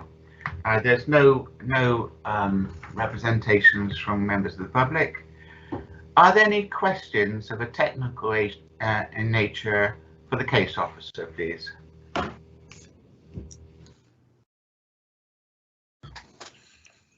Councillor O'Leary, Chairman. Okay, thank you. Councillor O'Leary. Thank you, Chairman. This is in my my ward. In fact, I can see the development from where I am at the minute. It is well advanced. There are people living on the development already. The developers have been incredibly unhelpful. Mind, you know, they're one of the developers that aren't signed up to the considerate contractors clause. And quite frankly, you know, they have been less than helpful with me trying to deal with residents' issues around the site. What I'm concerned about on this one is the last bit of the clause of the amendment, which prevents the reinvestment of the social housing in the area. I think someone made a comment, a similar one, where we could lose it if there's not a commercially sustainable site, but I fail to see that being a reality. I may be wrong, but I will be against this change. Okay. No further speakers, Mr. Chairman. Okay, as there's no more speakers, you're intending to vote against the proposal, then, Councillor O'Leary? Is that an intention to propose refusal? It is, if someone will second me. That's where I'm coming from. Having said that, is there any member of the committee which will second that proposal for refusal? Councillor Weller's got a request to speak in the bar. Councillor Weller. Thank you, Chairman. Chairman, I've listened to what Mr. Burden has said, and it all makes sense, except that piece that I think that Councillor O'Leary is referring to as well, of the not reinvesting in this area. And I take on board what Mr. Burden has said, that we have benefited from that clause in the past in areas that haven't used that right, and that investment has come in here, and that's terrific. But we have a huge need for affordable houses here, so giving up the opportunity of having that investment here, I think, is a worry. I think that's where Councillor O'Leary is coming from, and I would support him in that view. So I don't know whether it's possible for us to just say that's a clause too far for us. We don't mind the other things, but we don't like that particular clause. Officers may be able to tell us exactly how that breaks down, whether it is possible to fine tune it to that degree. That's where I'm going to come from. I'm going to ask both yourself and Councillor O'Leary, is that the only reason for refusal that you've just mentioned? Yeah, it is for me. I second what Councillor Weller said. If we could fine tune it just so it's the reinvestment clause that is taken out, then I'm happy with the other two pieces. Okay, let me go back to the officers. Chair, it's Anne Collins here. I do totally understand members' concerns. I think the only issue we have as officers is obviously we have policy House 1 of the local plan, which is about securing the affordable housing, and obviously the affordable housing is being built on the site and will continue to be secured and provided through this Section 106. Now, our policy doesn't go into such detail about dealing with like reinvestment of monies as a result of staircasing out and so forth. So it's something that kind of gets built into our Section 106 agreements as standard, but we don't actually have a sort of detailed policy basis for it. So as officers, there is an issue around what our reason for refusal would actually be. Would that be fair to say, Phil, if you want to come in at all? I agree with what Anne said. Sorry, it's Phil Crowther. I agree with what Anne said. There would need to be reasons for the proposal, but just to go back to the first point, members are entirely free within the bounds of the application to approve or reject different parts of the application. So yes, if you were to I think strictly speaking, Councillor O'Leary's proposal was to refuse the application. If based on what you've said, I think that the approach would be to withdraw that proposal and basically propose that you accept you accept the amendments that have been requested, except for the reinvestment clause, which you'd refuse, subject to giving reasons for that that decision.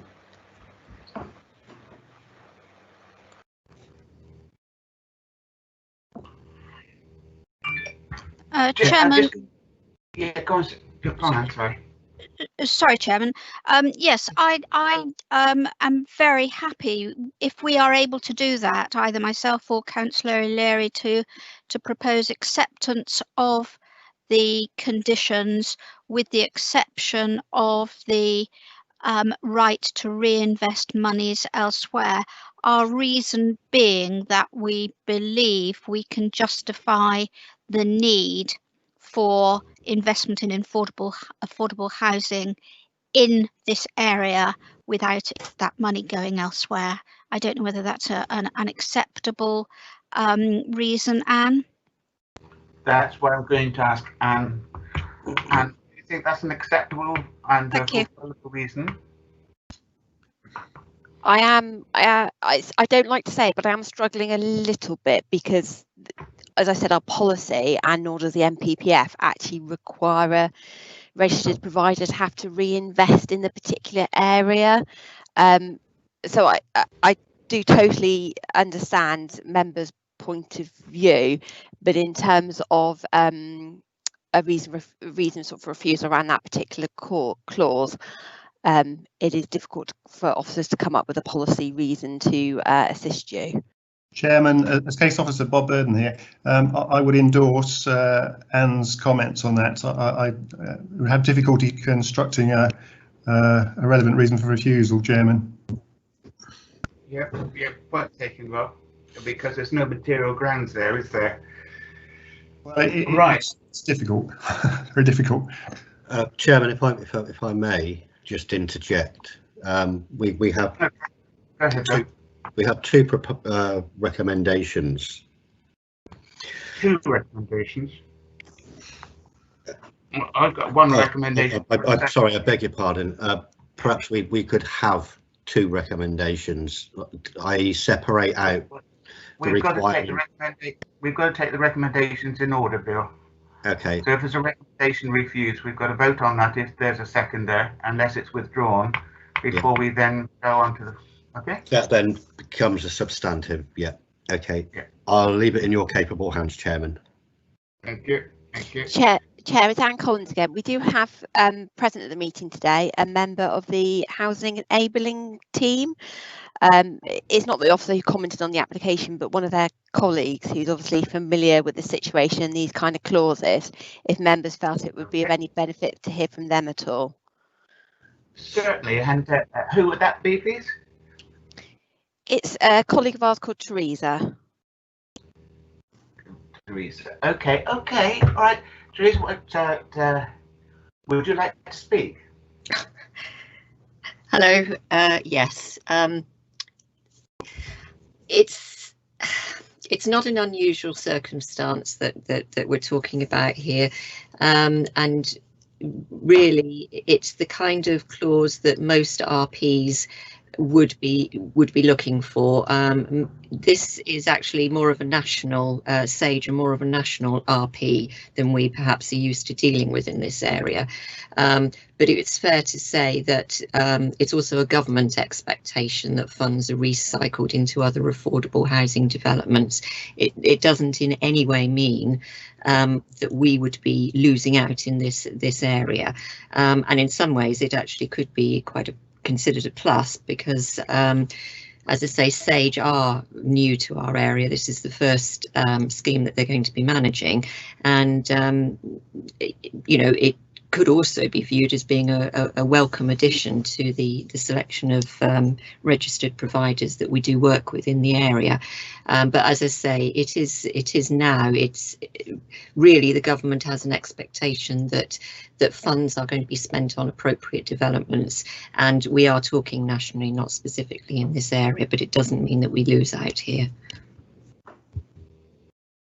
It also says in the papers, Chairman, that SAGE are committed to carrying out further work within the local authority area. Okay. Bearing those comments in mind, Councillor O'Leary, do you wish to continue with your proposal for rejection? Yes. Okay. And Councillor Kate Weller, are you continuing as a seconder to that rejection?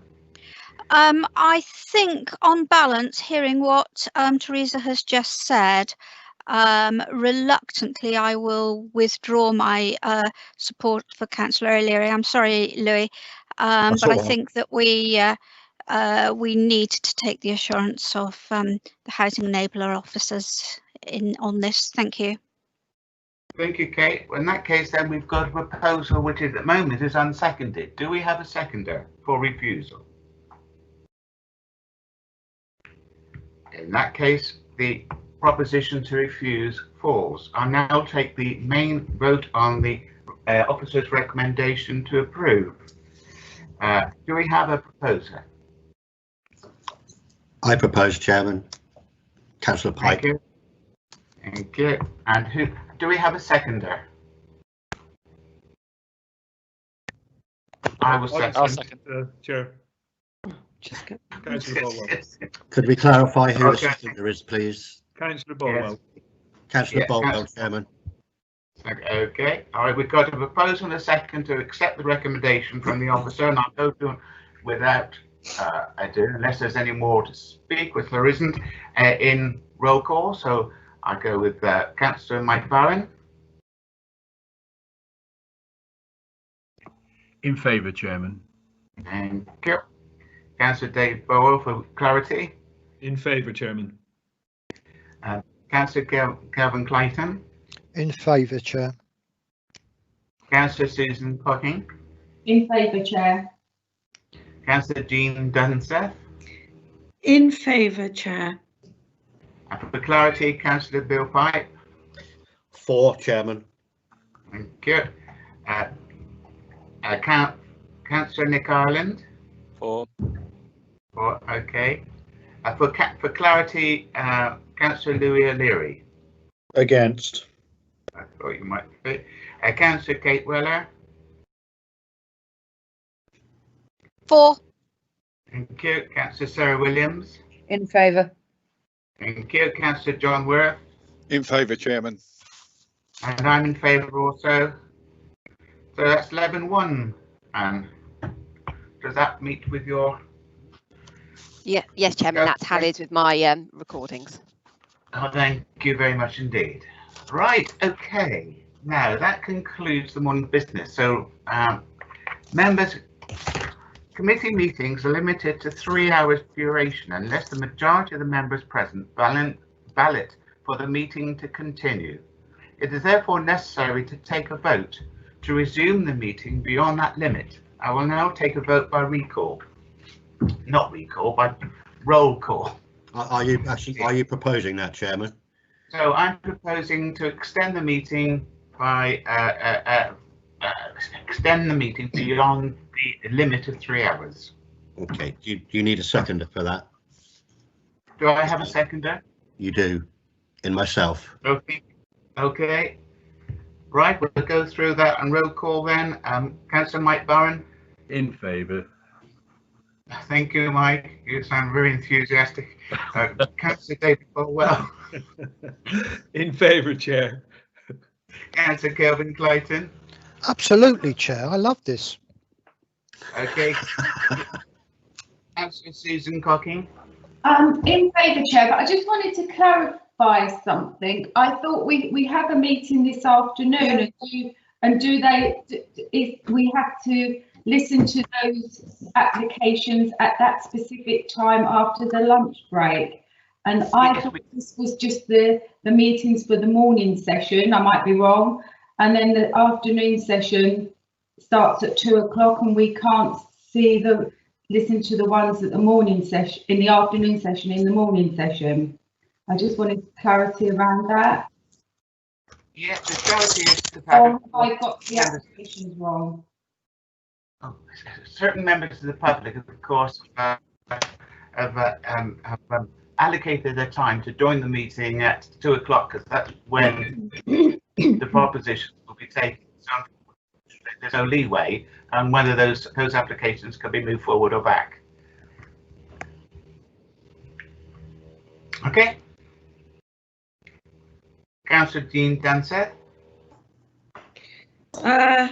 No, my blood sugar's getting low and I'm having something to eat now. Oh, well, not continuing now, continuing this afternoon. Oh, sorry. Yeah, no, that's right. I don't This is this afternoon because I'm going to close the morning meeting, but I'm taking the vote to continue the meeting from 2 o'clock this afternoon, and I need the vote in order to do that. I absolutely agree, Chairman. I'm a bit worried about your sugar levels, Councillor. Councillor Bill Pike, for clarity. Absolutely in favour, Chairman. And me, I'm in favour of. Councillor Nick Ireland. In favour. Councillor Louis O'Leary. In favour. Councillor Kate Weller. For. Councillor Sarah Williams. In favour. And Councillor John Worth. In favour.